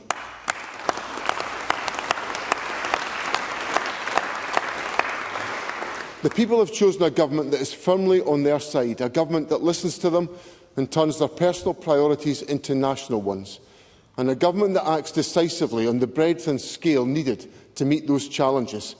That is the kind of government I intend to lead. I have ambitious goals for this parliamentary session: to ease the cost of living crisis by expanding on what is already the best package of support in the United Kingdom, to ensure the NHS is protected and easy to access, always there for people when and where they need it, to ensure cohesion in our communities and to protect our environment, to grow our economy and create opportunity across the country, and to make concrete, tangible differences that people can see and feel in their homes, in their communities, in their day-to-day lives. I look forward to working with members of this chamber to achieve all of these goals.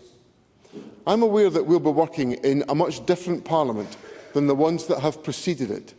1 and 2 of my fellow members are new, and I recognise that while my party is by far and away the largest in this chamber, we do not have a majority on our own. But I remain firmly of the view that when we engage in constructive dialogue, we are capable of tremendous progress. I believe I can achieve a majority for every ambition I have for this Parliament. I look forward to working with many here to do so. That, of course, includes the question of Scotland's constitutional future, on which I recognise there are profound differences of opinion. But the people have now elected the largest pro-independence majority in the history of devolution. The Scottish people have yet again made their wishes known loud and clear. They want a more secure and a more prosperous independent nation, one where decisions are made not in Westminster but here in Scotland. My government will continue to seek to abide by those wishes, and again, I look forward to working with many in this chamber to do so. But independent or not, I want to make one thing clear to Parliament and to the public today. I will work to be a First Minister for all of Scotland, a First Minister that works to bring people together with a strong sense of national purpose. The country I seek to build is a country where everyone feels accepted and able to contribute to our national story, a country where we seek to bring communities together, a country where we act to heal division, a country where we seek to find common ground. The election result proves that the people of Scotland believe theirs is a country of boundless potential, a country that can be more prosperous, more equal and more confident in her future, a country of fair, well-paid work and of vibrant, multicultural, safe communities, a country that cares for its natural resources and sees the transition to clean energy as both an environmental necessity and an economic opportunity, and a country that puts our collective prosperity back into the communities that work for it. They want Scotland to realise that potential, and they have tasked us with working together to make that case. Presiding Officer, the idea of working together is where I would like to conclude my remarks today. At the dawn of the 7th session of the Scottish Parliament, I am now one of only 4 members from the original class of '99, and of course you also, Presiding Officer, are one of that class. From that vantage point, let me offer this reflection to the many new members. This is a very exciting time in any Parliament. All of us rightly feel the privilege of having been chosen by the people of Scotland to represent them, and we are all full of anticipation for the exciting journey that lies ahead. But it will not be long before we have to return to the people to explain to them what we have done for them. And if there is one thing I have learned over my years in public service, it is this. When the 5-year term ends, it is those who can look their constituents in the eye and say they have achieved things for them who win re-election. All too often in parliaments, I've watched members celebrate when bold proposals are blocked, seemingly for political expediency rather than for any substantial concerns. There was a time when even I thought that negative politics worked into the bargain. But I'm standing here today having won a resounding mandate from the people of Scotland, because in this election my party offered a vision of hope, ambition and optimism.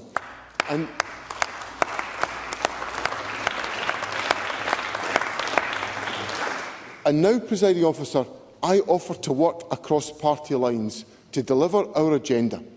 By electing a Parliament of minorities, the people have given us a specific instruction to work together.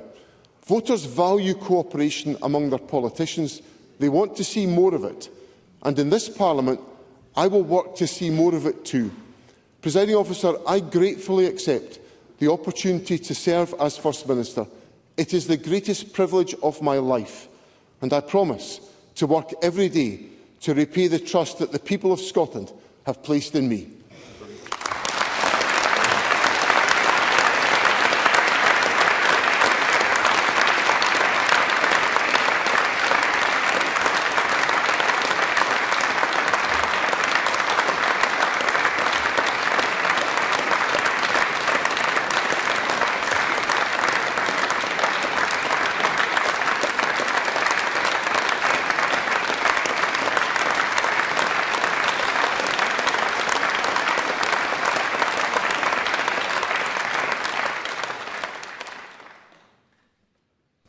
Thank you, colleagues. That now concludes the selection of the First Minister. It's now time to move on to the next item of business, which will be an urgent question. Now, in order to get as many people in as possible, and a number of people here who have supplementaries, I prefer short and succinct questions and answers to match. Adam Harley. Thank you, Presiding Officer. To ask the Scottish Government what discussions it's had with Police Scotland, local authorities and football stakeholders following the disorder seen in Glasgow city centre last weekend. Thank you, Presiding Officer. As the First Minister has stated, the Scottish Government utterly condemns the incidents of violence, vandalism and antisocial behaviour that took place on Saturday. Whilst the vast majority of fans are well behaved, it is clear that when a minority are not, the impacts on policing and a range of other services is enormous, and it is the taxpayer that foots the bill. We fully support Police Scotland, and I have sent my best wishes to the officers injured in the disorder whilst helping someone with a medical emergency. Ministers have been regularly updated on events, and the Scottish Government has engaged with Police Scotland, Glasgow City Council and SPFL, and incoming ministers will do so again. They will make clear that governing bodies and individual clubs must step up and use their influence to help tackle this continuing misconduct. Adam Harley. I thank the Cabinet Secretary for that reply. And I also wish the police officers who were injured on Saturday a speedy recovery. The overwhelming majority of supporters enjoyed their day responsibly, and I think it's important that any measures that may come forward do not unfairly impact or punish law-abiding fans. But does the Cabinet Secretary agree with me that all football clubs and relevant authorities have a shared responsibility to minimise the risk of disorder around major fixtures and celebrations? And where these preparations require to be backed by funding, where does the Government think this funding should come from? Cabinet Secretary Angela Constance. Presiding Officer, I thank Mr Harley for his question and, of course, congratulate him for being the first member to successfully lodge an urgent question of this new session of Parliament.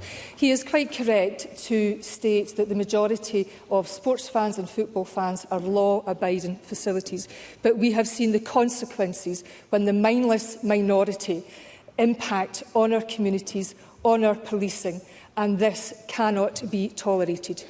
And it is the case that we all, whether government, local authorities, other stakeholders, the football authorities and football clubs, that we must all act together.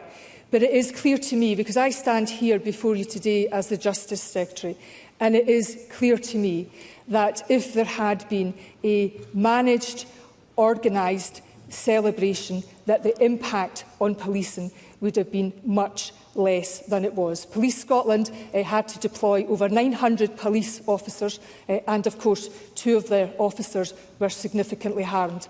And we must reflect on that, and each and every stakeholder must get on the same page and ensure that we, where possible, minimise the risk of this happening again. Adam Harley. I thank the Cabinet Secretary. It's also not right that local businesses should have to close or clean up, and I think there was a significant impact on local businesses over the weekend. People need to know in advance where in the city is going to be impacted so that any disruption in future can be managed. So whether that's through fan zones, open-top bus parades, or whatever other way people want to celebrate. For that to happen, we need coordination and leadership. So what further guidance can the Scottish Government provide to help prevent a repeat of the disruption we saw at the weekend? Secretary.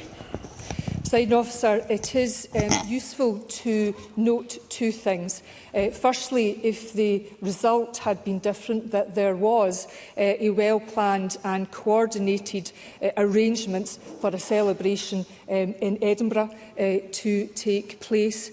And the second factor, if I point to Operation Moonbeam with respect to fireworks, violence and disruption that has blighted our communities. But Operation Moonbeam has taken action all year round with good local leadership that is visible, where the consequences are clear, and that has driven down violence and disorder around fireworks. And I think we need to learn in this instance from Operation Moonbeam. Thomas Kerr. Thank you, Presiding Officer. The scenes we witnessed in Glasgow at the weekend are beyond disgraceful, but let's be blunt, it's happening way too often. And Glaswegians shouldn't have to live with violence, vandalism and behaviour like this every year, and clubs must take responsibility. So does the Minister agree with me that Celtic Football Club and other teams must start paying the bill for disruption and destruction when incidents like this happen, rather than taxpayers? Cabinet Secretary. Presiding Officer, as I intimated in my original answer, and I will repeat for clarity, that governing bodies and individual clubs must step up and use their influence to help tackle this continued misconduct. And my view is that now nothing should be off the table. I will do what I can within my powers, as will any minister in this government. But no solution should be off the table. We all need to get on the same page and prevent this disorder from happening in the first place. Paul Sweeney. Sir, and I welcome you to your place. Cabinet Secretary, does the Government agree with Glasgow City Council's claim that it simply is not credible to establish an official managed fan zone because the cost of it is not a burden the Council can bear?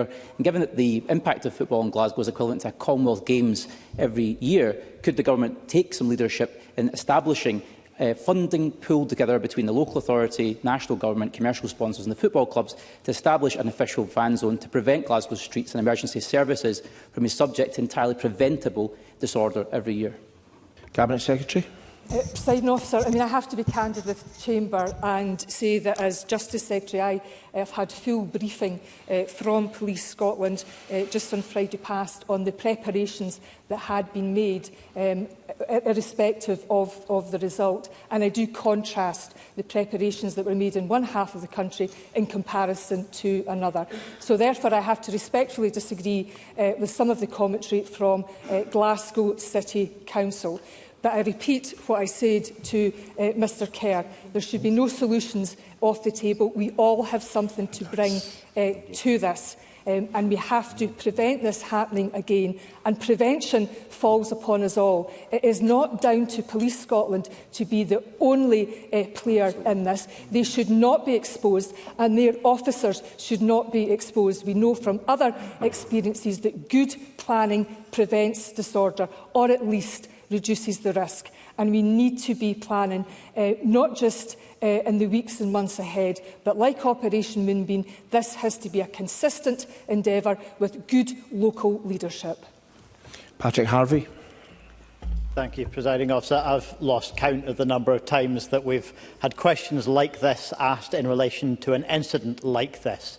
And I think the citizens of Glasgow are as sick of it as we are, more so, in fact. The behaviour of fans of whichever club, these incidents are simply unacceptable. Surely it's not enough for the Cabinet Secretary to talk about encouraging clubs to step up and show responsibility. Isn't it time that we were very clear and made them face legal consequences for the action of fans in these circumstances? Cabinet Secretary. Presiding Officer, I appreciate thoroughly that the good people of Glasgow and the communities impacted by this disorder will be at their wits' end. Because, as the previous member, Mr Sweeney, said, there are aspects of this behaviour that is predictable, as we have seen over the years. The member will be aware of the action that this government is prepared to take, its inner manifesto, around widening the scope of football banning orders. I am open to any review, for example, involving the criminal law in these matters, but that does not, by any stretch of the imagination, allow any other partner, the football authorities or football clubs, from walking away from their responsibilities.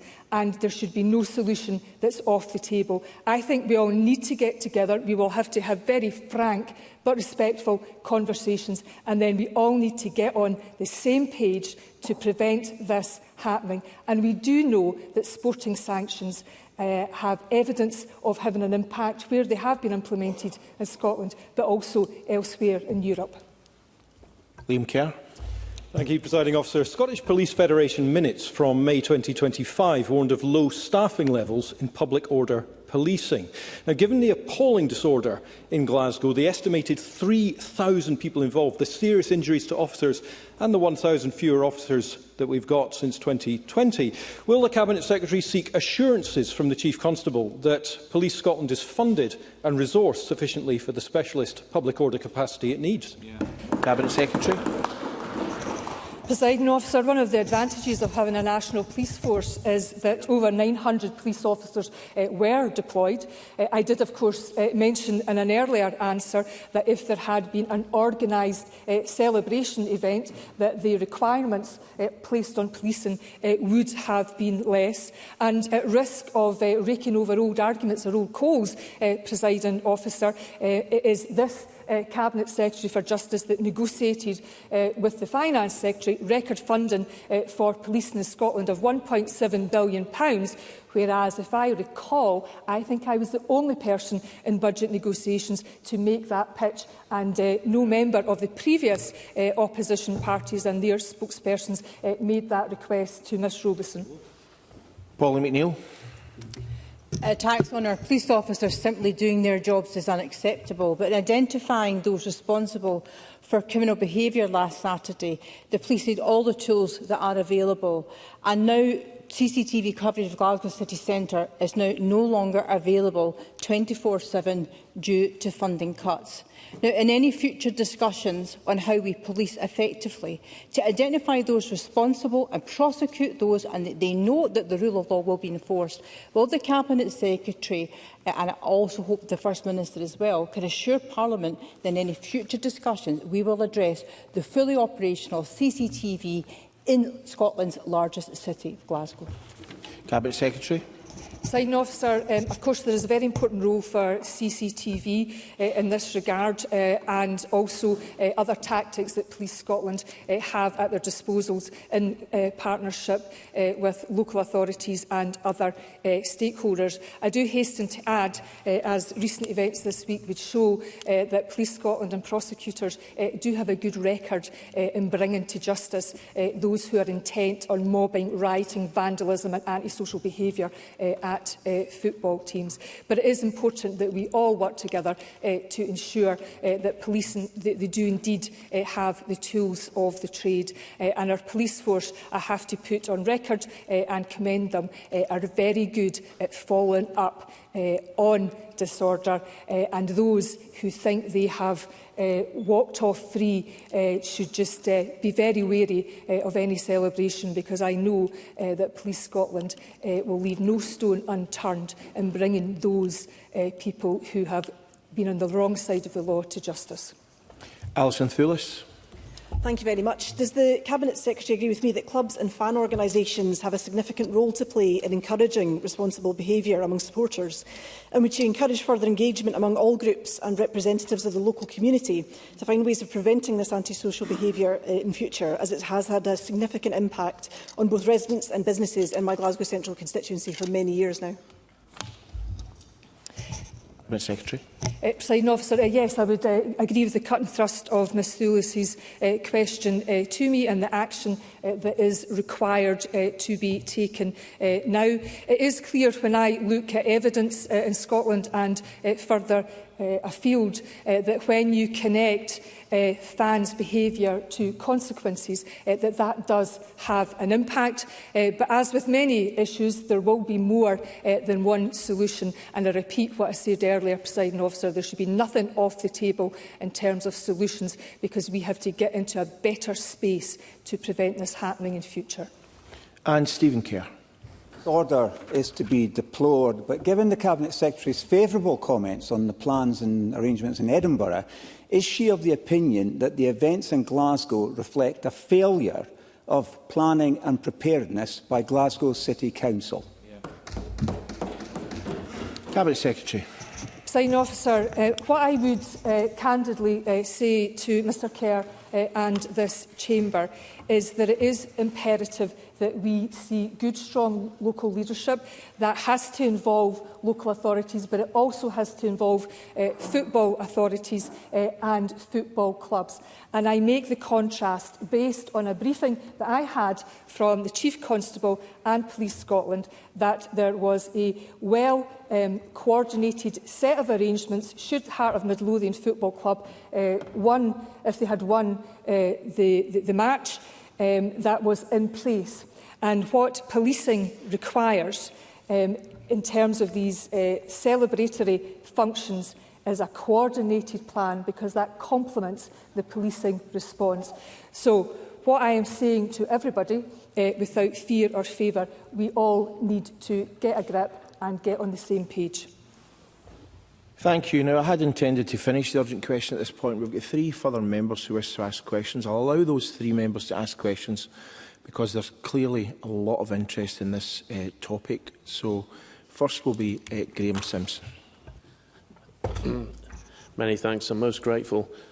Prior to the shocking scenes in the city centre, there was a rather unseemly pitch invasion at Celtic Park. And that's not the first time that's happened this season. And as a football fan, I'm sickened when I see such things. I was surprised to learn that pitch invasions are illegal in England but not in Scotland. And I wonder if the Cabinet Secretary would agree with me that we need to take action on this to close that loophole.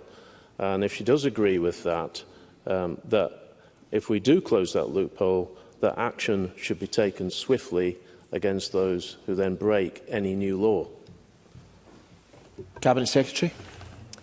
I appreciate the point that Mr Simpson raises around pitch invasion and the law.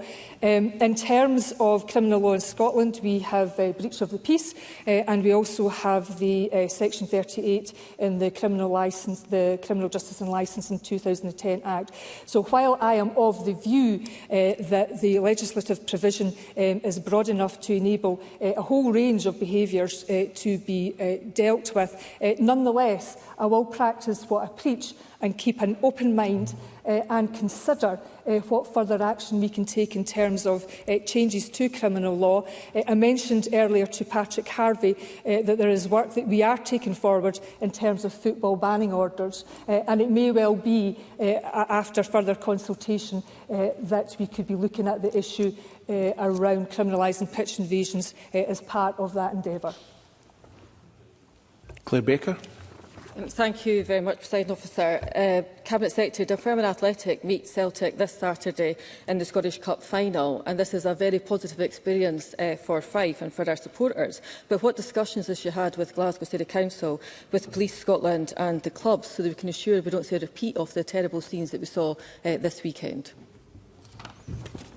Cabinet Secretary.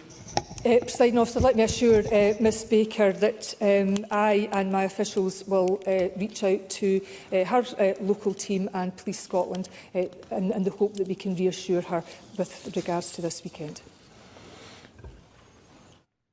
And finally, Alan Brown. Thank you, Presiding Officer. Cabinet Secretary, back to the pitch invasion. After that, the SPFL released a statement calling on the Scottish Government to introduce legislation to make it offence to encroach on the football pitch site in England and Wales.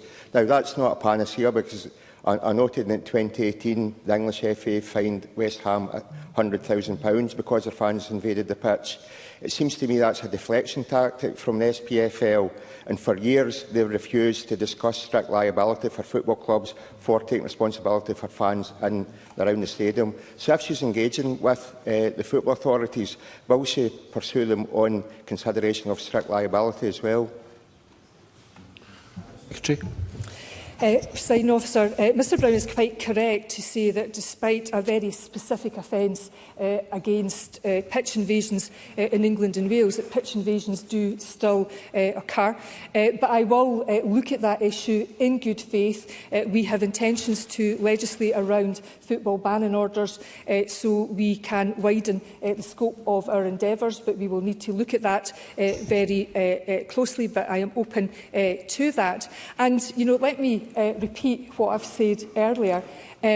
Even if I do, or this government changes the law, that does not for 1 minute let any other stakeholder, either locally or nationally, off the hook. And I do say to football clubs and the football authorities, with all respect, you are within your rights to call on the government to change legislation, but as someone who stands here as the Cabinet Secretary for Justice today, who has seen an impact on policing this weekend, I am well within my rights to call on them also to step up to the plate.